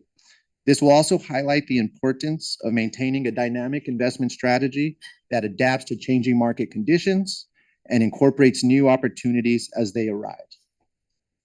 So as the board knows, one of our fundamental elements of our investment strategy is the strategic asset allocation, so SAA. The SAA is designed to determine the long-term risk and return profile of the fund and guide our investment decisions. It is through the SAA that we establish the framework for our asset class structure reviews, which in turn leads to how we implement the various portfolios and thus informs our manager selection and monitoring process. And before I hand the presentation over to Dale, I want the board to know that the manager and mandates compared in this report are not the same. They are various sizes of mandates and managers ranging from tens of millions of dollars all the way to multiple billions of dollars. So it is important to recognize that these mandates are not directly comparable, as each has its unique characteristics and requirement per the SAA, structure reviews, and investment guidelines. Lastly, a critical aspect of our approach is our fiduciary loyalty to the fund and our members rather than individual managers. This ensures that our strategies and decisions are always aligned with the best interest of our members and our ability to produce, protect, and to provide the promised benefit. So with that introduction, I'll hand the presentation over to Dale. Thank you, Jude. Good morning, Chair and trustees. LACERA's fund profile is very different today from when it was in 2015. Over the past 10 years, the fund has transitioned from traditional asset classes such as global equity, fixed income, private equity, and real estate to functional asset categories such as growth, credit, risk mitigation, and real assets, which align asset classes by functional purposes such as capital appreciation, inflation protection, or risk reduction. This evolution has been effectuated through triennial strategic asset allocation studies. As Jude mentioned in his introduction, the strategic asset allocation is the guiding light by which LACERA executes its investment strategy. The strategic asset allocation, which is developed and approved by the Board of Investments every 3 years, establishes the framework of which asset classes and how much capital is to be deployed in the next 6 months or several years in some cases to meet LACERA's actuarial return objective. Structure reviews outline the strategies, sub-allocations, and pathway, including relevant timeline for implementation of the strategic asset allocation. And LACERA's Board of Investments approve asset class structure reviews in the months following the adoption of this SAA. LACERA is continually monitoring its managers and assessing the extent to which managers are fulfilling their responsibilities and duties to LACERA in carrying out LACERA's mission. The alignment is summarized via qualitative and quantitative measures in the manager scorecard as reported in LACERA's Total Fund Quarterly Board Book. The holistic view of manager quality informs decision-making around portfolio fit and capital allocation. A manager that lags on multiple dimensions may be a likely candidate for redemption of capital or withholding of a commitment to a new fund. This slide summarizes at a high level the turnover within LACERA's portfolio over the last 10 calendar years ending with 2024. But before we get into the details, I want to clarify some key terms. Manager, within the context of this report, is a broad term that references managers with a single strategy, multiple but distinctly different strategies, and fund-of-funds mandates, such as separate account managers of emerging managers. Managers does not include sub-managers within a fund-of-funds, such as emerging managers, or follow-on funds, also known as re-ups with existing managers. Termination within this report is a catch-all term to reference managers who are no longer investing assets for LACERA. More broadly, it encompasses strategies where all assets have been redeemed from a fund, such as not re-upping with an existing manager in a new fund, funds sold in a secondary sale, as well as strategies not meeting performance expectation, and firms that experience organizational changes, such as key personnel departures or significant ownership changes, among others. Across the top of the slide is a summary of the change in the number of managers retained by LACERA. The endpoint reflects LACERA's focus on core relationships to execute on our strategic initiatives, specifically to optimize our investment model. The utilization of strategic relationships allows LACERA to allocate more capital with the manager for improved economics and a stronger alignment of interests, which will be evidenced in several asset classes in which we show manager consolidation. Over the next 7 slides, the team will provide more insights into manager turnover within the asset classes over the past 10 calendar years. But building upon my opening comments, several of the asset classes were established and others were transformed with the transition to the functional asset class framework in 2019 and subsequent structure reviews to develop a more intentional, process-driven, dynamic portfolio structure. So beginning with the global equity asset class, I will walk through the chart layout, which is presented consistently for each asset class. So starting with the top left chart, the pie chart summarizes the aggregate hires and terminations, a reminder that termination is a broad term for noting managers that are no longer managing assets for LACERA. And the bottom left chart delineates which strategies the hired managers were retained for. This will vary by asset class, depending on the strategies which they were filled for. The bottom right column chart highlights the reason why a manager is no longer managing capital for LACERA. And this structure will be consistent in each asset class. So it's the 3 points here: organizational change, performance, structure review, which, if you remember, were on the previous slide as the 3 points of departure for managers with LACERA. The top right blue box contains a high-level summary of the number of managers at the beginning and end of the 10-year period, along with some commentary. So with respect to the global equity portfolio, the reduction in the number of managers results primarily from structure reviews, which consolidated the number of passive regional index mandates to one global passive index and exiting activist strategies due to their higher volatility and inconsistent performance. In addition, managers not meeting performance expectations or experiencing significant personnel changes, often not mutually exclusive in the global equity space, are the other contributors to manager consolidation. The refinement of the global equity portfolio reflects its primary role in providing equity market beta and secondarily to provide excess return with reasonable levels of risk. For private equity, over the past decade, LACERA strategically reduced the number of private equity managers from 104 to 68. The decrease was primarily driven by the 2022 structural review that identified a desire to exit legacy fund positions through a secondary sale, where investment managers no longer align with LACERA's objectives or performance lagged expectations. The ongoing rebalancing has resulted in a more focused and intentional manager roster. Importantly, it has also freed up staff capacity to deepen and expand relationships with core partners. In parallel, the redeployment of capital from these secondary sales into higher returning investment opportunities is aimed to improve both the performance and operational efficiency of the portfolio. Furthermore, as LACERA is focused on core relationships, the average commitment size has increased by about 50% over the decade.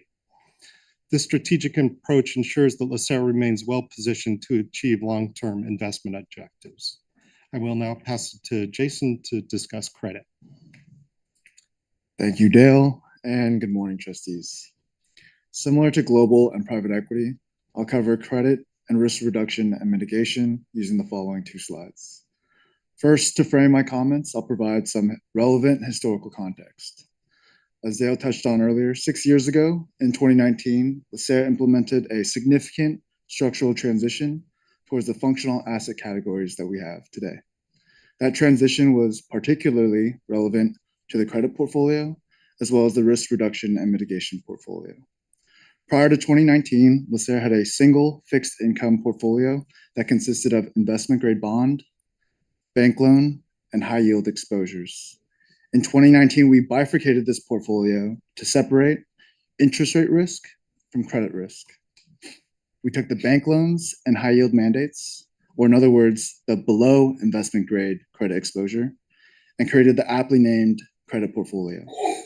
And we took the investment grade bond exposure, which is more associated with interest rate risk, as well as treasuries, cash, and hedge funds, and created the risk reduction and mitigation portfolio. More on that second piece in the next slide, but for now focusing on credit. Since that functional transition in 2019, the credit portfolio has further evolved over several board-approved structural iterations. I'll highlight 3 of those, as these structural shifts were the primary catalyst for manager turnover. One was the adoption of illiquid credit, which was introduced into the implementation during this period.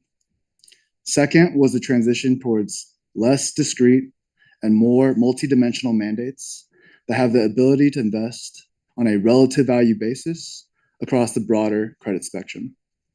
This is a key element of the credit implementation today and allows for credit exposures to be more intentional and dynamically allocated at any given time in an economic cycle.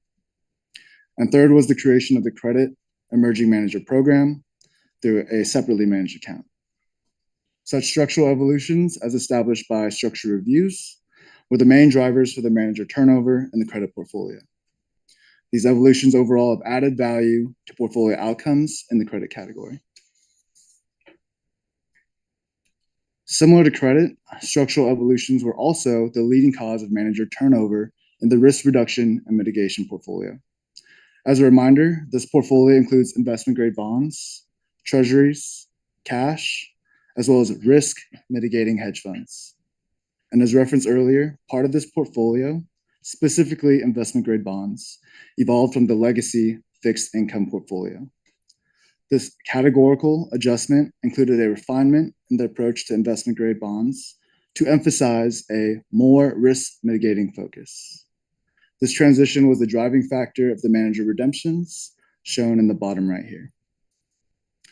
On the other hand, the majority of manager hires was driven by evolutions in LACERA's hedge fund implementation. LACERA's hedge fund program dates back to 2011 and historically had utilized a fund of funds approach until 2018. From 2018 on, LACERA began to transition away from a fund of funds approach in favor of a direct implementation to reduce fees, facilitate direct relationships with managers, and to allow the fund greater control over the hedge fund program. The onboarding of these direct hedge fund managers, in addition to the establishment of a hedge fund emerging manager program, was the main contributor of new manager hires. As with credit, the majority of manager turnover in this portfolio is attributed to these board-approved structural evolutions. These developments, particularly those in the hedge fund program, have been accretive in achieving portfolio objectives. With that, I'll pass the torch over to my colleague, Mike. Good morning, trustees. I'll be covering the real estate asset class and also the real assets, which excludes the real estate program.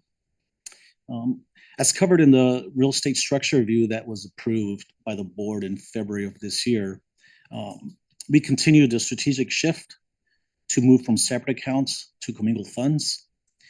And this is due to the underperformance that the separate account program has provided.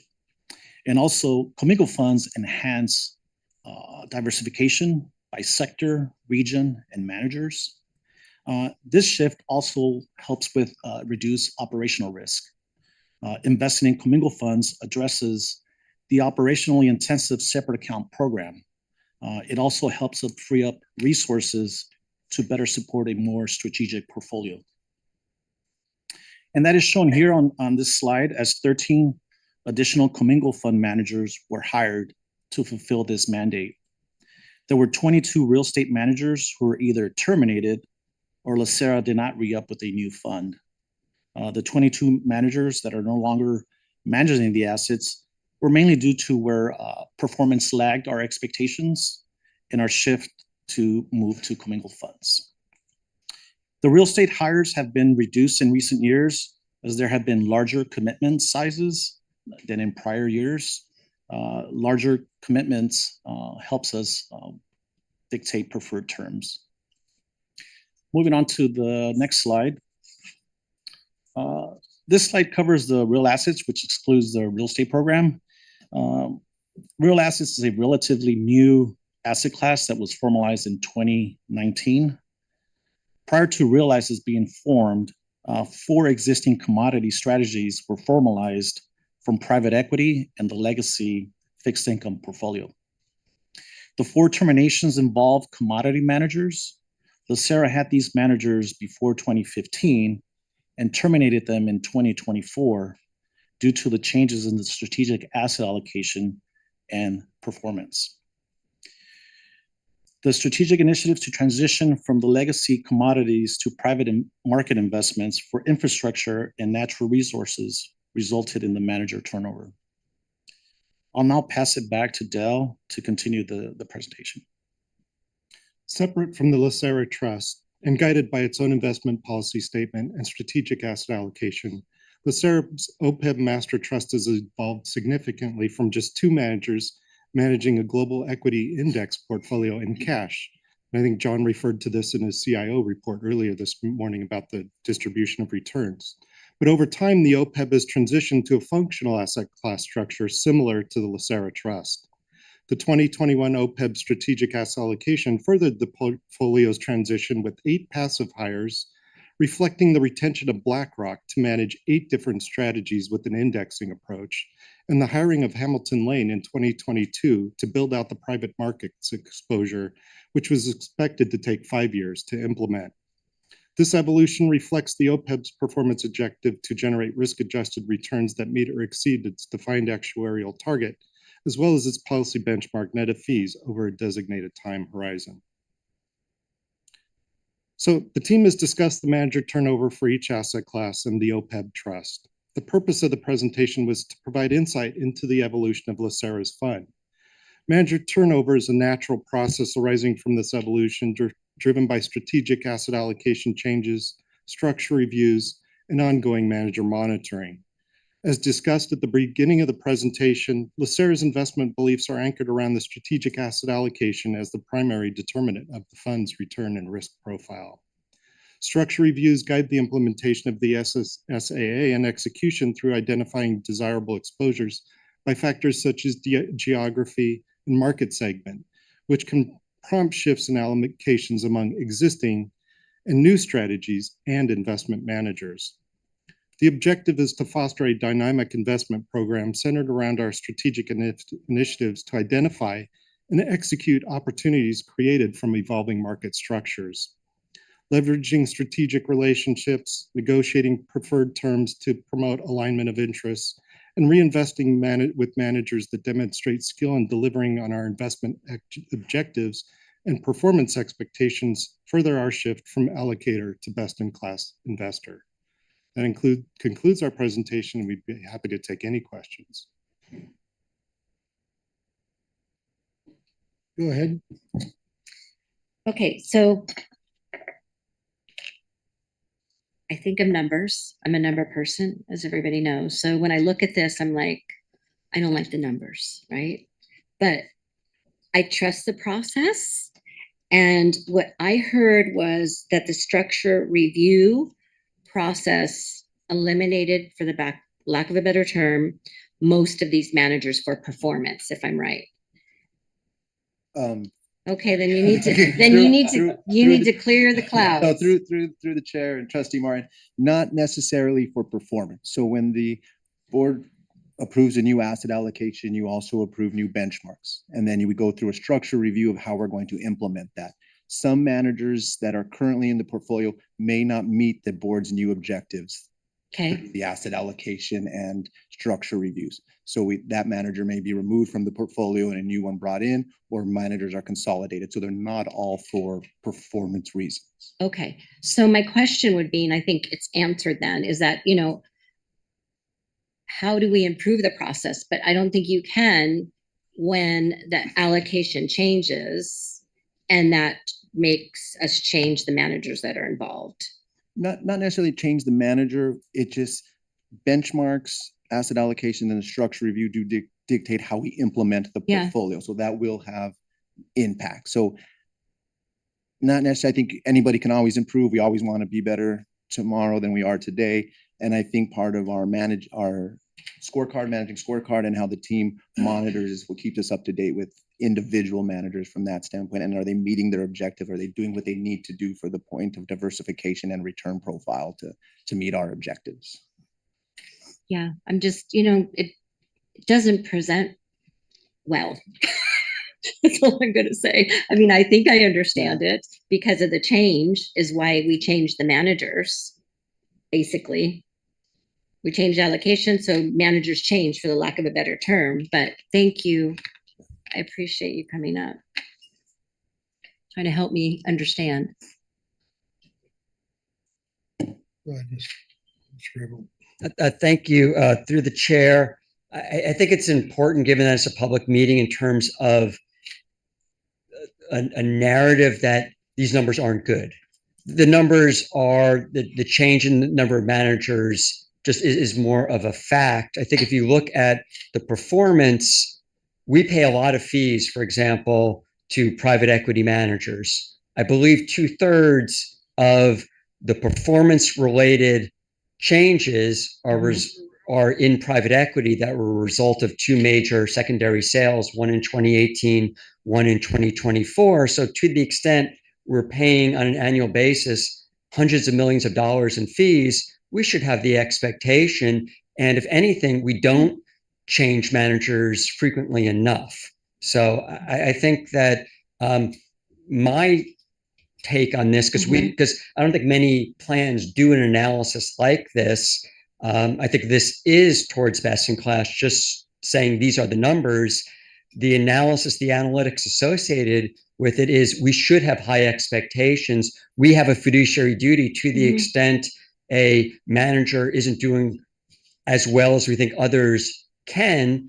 Well, we have a duty to make an associated change. And then there are other things that just happen as a result of changes. To the extent in the most recent strategic asset allocation, the benchmark no longer included a discrete dedicated allocation to emerging manager debt, and we had two managers focused on emerging manager debt. Well, that's not necessarily because of performance. It's just that's not part of our dedicated strategy. So that's going to result in turnover. And in this 10-year period, there was rather significant structural changes to the plan, as Dale was saying. Yeah. And it's not like you can control it. And I'm not deep into the industry like some of you are in this room. I'm somebody that I think has a brain and is looking at this and trying to figure it out, knowing that this is the best team probably in the whole country. So that's why I want to know in my mind. And if I repeat what I said, we do a structure, we do an asset allocation, and the structure changes. And so a lot of the managers will change. Yes. That's what I want to say. Yes. I thought I said it, but maybe I didn't. Okay. Yeah, and once again, this isn't meant as a pejorative. Yeah. I think that there are, I would say, the majority of changes are a result of structural factors. The majority of the super majority of the performance related changes, by and large, are in private equity, where maybe there's the highest fees and the highest expectation of someone earning those fees. And then we've had some firms that we do business with that have had key person events and other organizational changes, which maybe reduced them from being an institutional quality firm when they were hired to no longer being an institutional quality firm. So that makes total sense to me now. Okay. Thank you. Ms. Mee? Thank you. Thank you, John, too. Actually, you said what I want to say. As a pension fund, we have obligation, unlike family office, so we need performance. So I think we shouldn't be shy to say that. One change is with the strategic fit. When we change our assets location, we look for partner that have the right risk and return that fit our strategic, right? So that's one factor. The other factor, we do, let go of some manager because of underperformance. We should, because we are, targeting to become the best-in-class investor, and then we want to look for the best-in-class manager out there, to fit our strategy, and then also give us a performance that help us to meet obligation. So I think this is really important. And then I actually really appreciate this report. It gave me a high-level picture, that how we have evolved, in the past 10 years. So as the fund, how we manage it. So I appreciate this report. I wonder, can we do it like 5 years rather than 10 years? 10 years is a long time. I'm not sure if you're going to be here for 10 years. So just one suggestion. And then back to the how do we judge, right? The number, making sense of number. I'm trying to make sense of number too. I'm thinking what would really make sense is the performance, right? From 10 years to now, today, are we performing better today than 10 years ago? Right, what all the changes. So if the outcome performance is much better, then this is one indicator, we are doing right? So, and then I will want to get to a little bit granular level of question to global equity changes there. And then also the private equity both. So maybe you will start from global equity. So I'm thinking here, we have significantly less number of manager here, but our fund allocation to global equity has increased instead, right? So I'm thinking, what's the pros and cons of having less manager here? I'm a little bit concerned, what that means that we are less exposed to different strategy with less managers. So thank you. The global equity allocation as a percentage of the total fund has actually come down quite a bit. I think John mentioned earlier it was 51%, and we're at 29% now. So the target allocation has come down. We also had a more complex portfolio, and I think what we learned is that it was a challenge to manage at, and in volatile times, not all our managers were performing as expected. So I think we've tried to rationalize the portfolio and the number of managers that we have so that we have high conviction managers and they're delivering on our expectations. So that has brought down the number of managers that we've had. Got it. Thank you. And global equity, similar question, right? So we have significantly decreased the number of managers there. I see the benefit as outlined on the bullet points here. Also a little bit concerned, right? Let's look at number, performance-wise, the outcome, judged by the outcome. Are we doing much better today than 10 years ago in private equity? That you want to take? Sure. I think that's part of the what we referenced earlier as part of the secondary sales. I think we're trying to streamline the portfolio. As a result of that, that represented 44 departures from the portfolio. So that's a significant number of the number of managers that have left private equity. And so I think the reason for that is that we've wanted to build strategic relationships with our private equity partners so that we can put more money to work with the better performing managers and the ones that we have higher expectations of. I see John come up. Thank you. Can I add to Dale's answer? Yes, and then the chair recognizes Mr. Fila afterwards, Mr. Rayo, if that's okay. I think it's in context. One way to think about, and I think this is maybe why 10 years is a good point of discussion for the initial discussion of this, is I would say a decade ago, the LACERA approach to managing the portfolio was very manager-centric, that we viewed every manager as separate and distinct. I would say today, and there's a phrase that's being used, I think it's maybe a little gimmicky, but a kind of a total fund approach that others are using.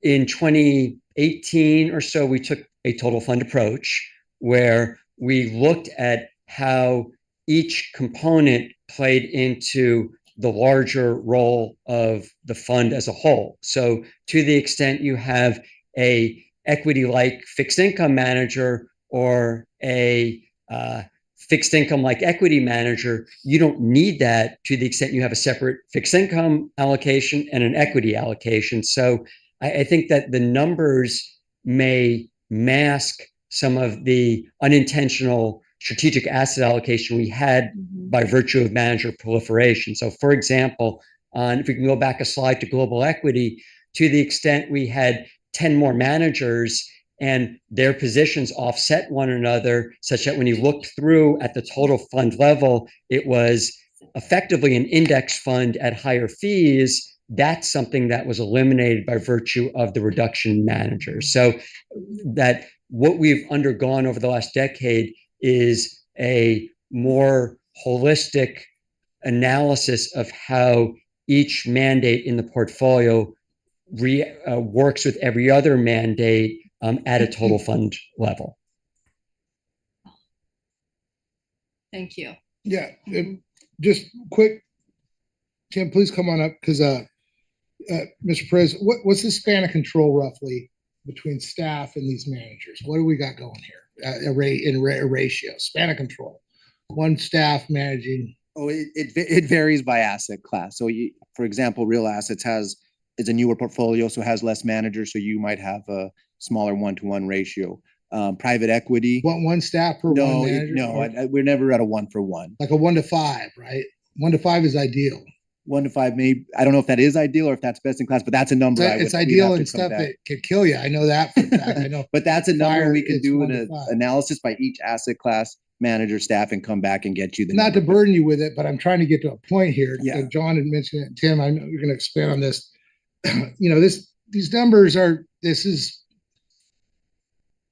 it's part of our governance here as far as reallocating. We have a span of control, and also, competition pushes performance. John alluded to this. So locking into numbers and who's getting fired and who's not as things consolidate. We saw in our asset allocation report, we had some larger groups that have managers within there's some consolidation, plus getting rid of other things. And it's about span of control, right? This is a firefighting term. Yeah. 1-to-5 is ideal. That means if I'm the supervisor, I got 5 people underneath me and I can run it. I can keep them safe. They all get communicated to. And I know your risk management process for keeping us fund is you're allocating appropriate staff to manage to oversight of these managers and also selection. So it's not, I don't want to burden you with, I don't need a ratio. I'm just, if you had it on hand, but it might be something interesting for the board. And I don't know. Anyway, I just wanted to bring that to the point that this is a great report. Thanks for doing this. Shed some light on it. And I appreciate the discussion and the questions because that's what we're here to do, to understand this. So Mr. Field, without further ado, and then Mr. Io. Sure. Thank you, Mr. Chair. I'm going to address a couple of things here, but on your last one, span of control, even within the structure reviews, you get to look at what's the current structure of the portfolio relative to the group that's presenting it to you. So you should be able to see the staffing within each one of the asset categories as you're going through that. And it can be different by asset class, the amount of diligence and work that goes into managing and monitoring those relationships. Private equity is much more intensive because those folks are coming back into market with new products, new funds every 3 or 4 years. Whereas with evergreen asset classes, one fund can span decades long, and it's just a different sort of maintenance of that relationship. But to Trustee Martin's comments, this is a really unusual report that your staff did. We don't see investment organizations doing this sort of backward looking, really, really deep dive. There's a lot of in the moment analysis, right? The board is seeing these things happen at structure reviews, but we also, recognize that the tenure of the board is shorter than it has been. And I know there was some inquiry into this. So I think staff did an incredible job with this, and it's really unique. You just don't see other big plans doing this sort of really in-depth backward-looking analysis. I mean, there's some dangers that come with it. Monday morning quarterbacking, in particular, a lot of folks don't like to bring manager names back up that have already been publicly terminated, et cetera. So there are a lot of considerations. So I think they did a really thoughtful job with this as well. To Trustee Mee's comment, yeah, maybe every 5 years might be a little more digestible, but this was kind of the first effort. And I think it's really good. And the other unique thing that's unusual here, really, since John got on board, there have been pretty significant changes in the portfolio. And I know at the offsites, I think we've done 2 evolution of the portfolio presentations so far. So some of that is captured there, but most of this really is structural things. It's portfolio fit, not performance. So when you see a big number, yes, I see how you could say, oh, that just maybe looks like LACERA is not picking great managers. I think it's just LACERA has been really thoughtful about evolving with emerging asset classes, with new portfolio approaches to find the best fit going forward. So that's been a lot of the change. And that private equity piece really is very big. Just because you have legacy managers doesn't necessarily mean you're going to invest in their next fund or the next fund and the next fund. So I think that consolidation was done in a really thoughtful manner, even though we don't have anything to do with that piece of the portfolio. But I think it did set LACERA up for future success. The problem is with private equity, you can't measure it for a decade. So no one can tell you if it worked or not until 6 years from now. Thank you for that. Yeah, don't forget to include real estate on that list too. Yeah, it's a significant. Mr. Ayo? Thank you. Thank you for staff for this proactive approach. 2 questions. So it looks like for the most part, we went down on managers after all for a variety of reasons. My question is are we getting enough diversification with, I mean, I did the total numbers. We went from 10 years ago, 190 managers for all sectors to 157. If we minus out the 2 areas, credit and real asset, where we actually increased versus decreased, we're about 164 managers to 104 managers. I mean, 157 seems still like enough of diversity, but I just want you to get some comment on that. Yeah, through the chair and trustee Rue, think of diversification from an asset allocation level. So think of diversification exposure to an asset class versus diversification through managers. So for the fact, say in the equity portfolio, we might have had 2 managers. Just having 2 managers wasn't diversification. We could have had 2 managers doing the exact same thing. So think of it in that sense. So yes, I think we have more diversification today with less managers. I hope that answered the Yeah, well, that's good. And someone talked about fees. Whether we have 100 managers or 200 managers, technically the fee should be the same, right? Because the fees, can you comment on that? Yeah. So through the chair, the fees, so not in every asset class, but technically, if you do it from our credit portfolio has done a good job of this, global equity, the larger a mandate, then we also have writing bigger checks. So it allows us giving more negotiating power. So we're then able to say, okay, instead of going into something at a rack rate at 100 million, we'll give you 500 million, and we're able to negotiate a lower fee just because of the size of a mandate, and also gives us more influences, which is one of our goals is when looking for managers. Okay, makes sense. Oh, I'm sorry. One more question. Do you know, maybe for a future report, is it possible to quantify the savings and fees? We have done an exercise. It's been a while like that. I'd have to relook, but I'll revisit yeah, so it. maybe in the next report, I mean, the next time we do this exercise. We've done something like that. I don't know if it was at an offsite. I can't recall, but yeah. I think we did a fee analysis in general, but yeah, we do the annual fee report, Mr. But we just show that on a rolling 3 years, I think, announced, but we've never. But yeah, it would be good to see the reduction in managers and how much actually savings and fees. Thank you. So team, great job. I think I probably asked for this a couple of years ago, shortly after coming back from the Wharton portfolio class. And one of the things I know that the professor had talked about there was just, what should be the appropriate refreshment rate amongst managers, right? At some point, good managers attract a lot of capital, then the likelihood of the alpha that they were producing when they first started attracting capital, by definition, on a larger capital basis, just becomes smaller. So he was just trying to introduce the idea of when do you and how do you evaluate managers and from an incumbent perspective based on past performance to refresh them. So this kind of gave me a little indication just how you all are thinking about it. So part of it's structural, obviously. So of the small performance, right? So when we look at the performance and then to the degree that it contributes to some need to terminate at that level, can you explain to us, right? Because I've seen the scorecard sometimes, and we'll see like a green 4 out of 5 on this, and then kind of wait. If you go back to slide, I think it's a slide before this one, right? So if you go across this and you look at it, can you provide a layer that says, okay, if we are going to terminate someone for performance, is it literal returns performance, or are there other elements of this 5 spectrum here that could also reduce it if someone's level of partnership, however we might define it, is substandard? Would that be sufficient reason in our investment team's mind to say that this person is no longer a good fit at that level? If you could kind of just provide a little bit of a layer of how you all think about that, that would be great. So I think I know in the past on this report we've had trustees act like, what's the final score? So in the scorecard, we don't view it that. We think it's more nuanced. There's different aspects from performance, organization, EHG. So we monitor all these managers on a different lens. Now, you may have a manager that's not doing well in one aspect, but they're great in the others. And we take that into consideration and we work with them to how to improve. And so when the managers see the score, they call our teams and say, how do I improve in this number here or there? Getting to your performance question, could a manager exit the portfolio just on performance? Yes.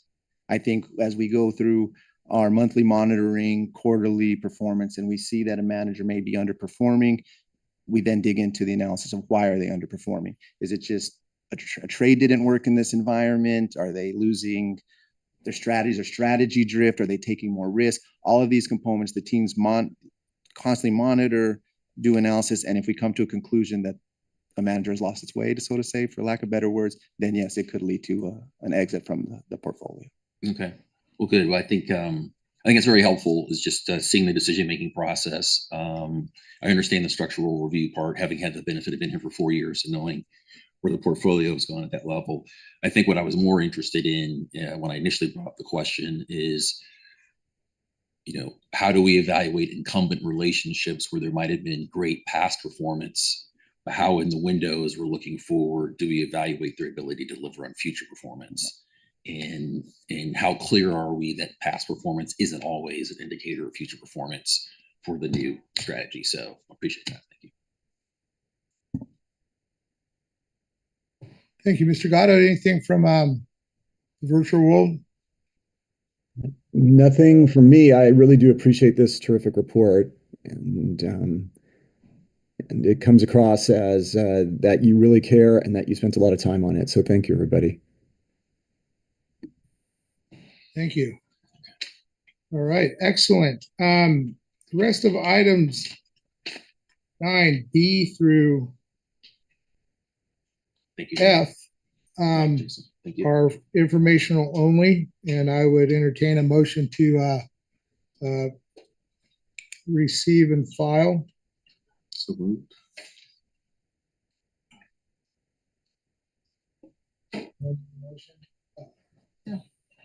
I'm sorry. Well, there's one on the table. Yeah. It's a made-up one. Yes. Oh, okay. Well, all right. So we'll move on to item 10, item for staff review. Nothing. Items for future agenda, item 11. Mr. Rubin said, mentioned the analysis at a future meeting. We're going to incorporate that into a discussion at the offsite. So that's fine. Yep. Okay, good to the order. Ms. Martinez, Yes, good of the order. Anything you want to share? I have absolutely nothing. Thank you. Mr. I just want to thank staff for the good work you've done. I appreciate you. Thank you. And Mr. Gatto? No, thank you. I want to echo that sentiment, though. Thank you, everyone, for the really good work. Thank the staff and the whole team. I'm sure there's some sort of holiday or something to thank somebody, but Skip, I'm just shocked that this is the first time in a long time that we're kind of went through the agenda very quickly. Thanks. I just jinxed it now. Yeah. Oh, yeah, now it's my turn. Ms. Langton. I join everybody. Thank you for being different and sharing this information with us as we hear that this is not common. It is truly a privilege to serve on a board that works with such a quality of excellence that I really can't believe, and I'm so proud to be serving on this board. Thank you. Thank you. Ms. Mee? I do have a little bit share. I had the pleasure to join the Retiree Stay Healthy event that just happened this month. Love it, seeing hundreds of our retirees living quality life, right? All because of us, because everyone here in LACERA for what we do. So one of the workshop mentioned, the how to stay healthy, right? So one of the topic talk about stress, and then the comments that based on surveying this discovery is that the most common source of stress in the United States is finance stress. And then that's related to what we do. So to the retiree, because of what we do, continue to earn money, continue to secure the benefit, we take that largest stress out of their life, we secure their money, right, for the rest of life. So I just want to relate this to everyone here to stay motivated. We're doing great work, everyone here in this organization, not just investment staff, appreciate all of you, also all other LACERA staff for your service to member. So that's all. Thank you. Thank you, Ms. Mee. Ms. Martin? LACERA's number one. Thank you for your patience with me today. I learned something very valuable that I'm never going to forget because you took the time to explain it to me more than once, and it has sunk in, and I appreciate that very much. Thank you. Thank you. Ms. Ginsburg? Reports. Thank you. Thank you. Mr. Jones?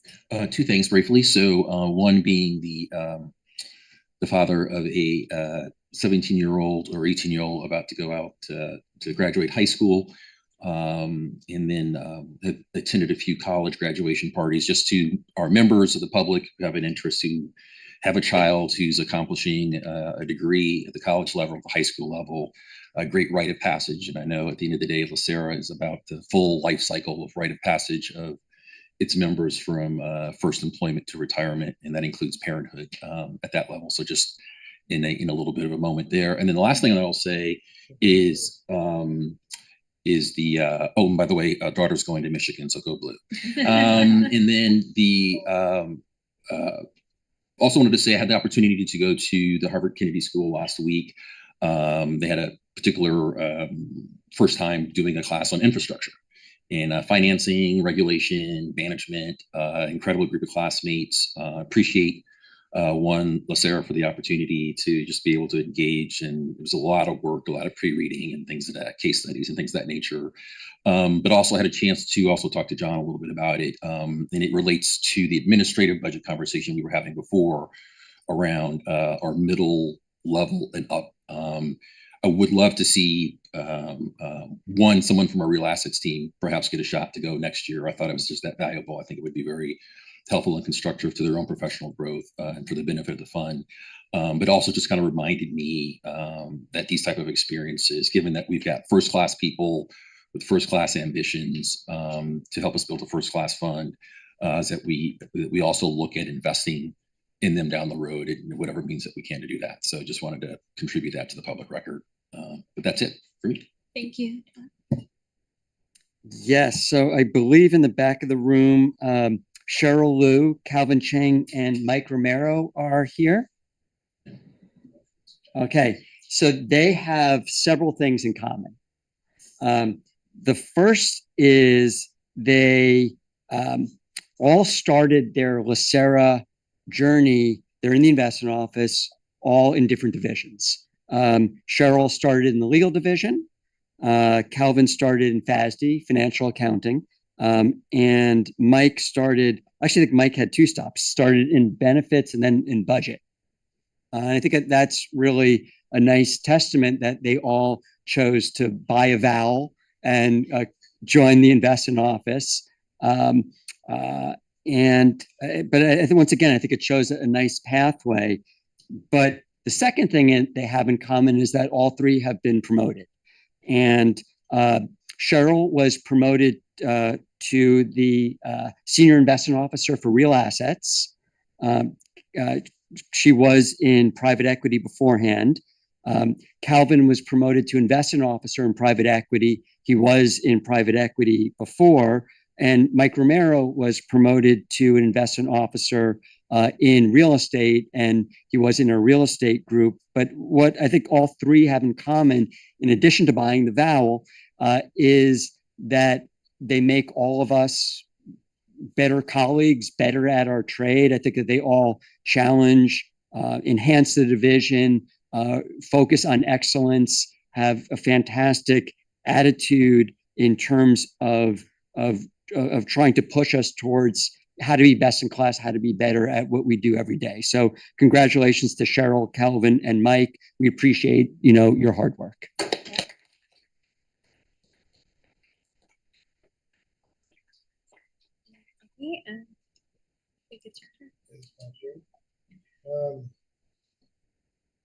Excellent. I'm going to take a little chair privilege. I do want to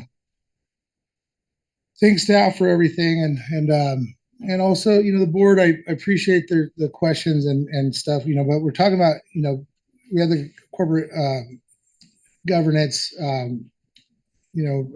meeting today, and I just want to emphasize a couple things. And if you guys can bear with me, we have certain roles that we fall into, and I prepared a little thing. I'll try and be brief, but as trustees, the questions, don't ever feel like you're burdening anybody. Those questions are important. They're all important. We're good corporate governance. It's our role, providing strategic oversight, and while management handles the day-to-day operations. There's a critical separation though that ensures proper organizational function, which is important. Our roles as trustees in good governance is setting broad policy, right? Financial oversight and ensuring mission alignment with those policies. It's vital that we value management's, concurrently we need to value management's professional expertise and operational decision-making authority. Effective governance occurs when trustees respect management's experiences while also fulfilling their fiduciary responsibilities and allowing management the appropriate autonomy, while also remaining accountable to the board's strategic vision. Company's success rely on this relationship, this mutual respect for distinct but complementary roles. And that's what I feel about good corporate governance. So I just wanted to throw that out there to everybody. Good job, go team. And, thank you very much. You can go to closed session. We'll move to closed session. Thank you. Recording stopped.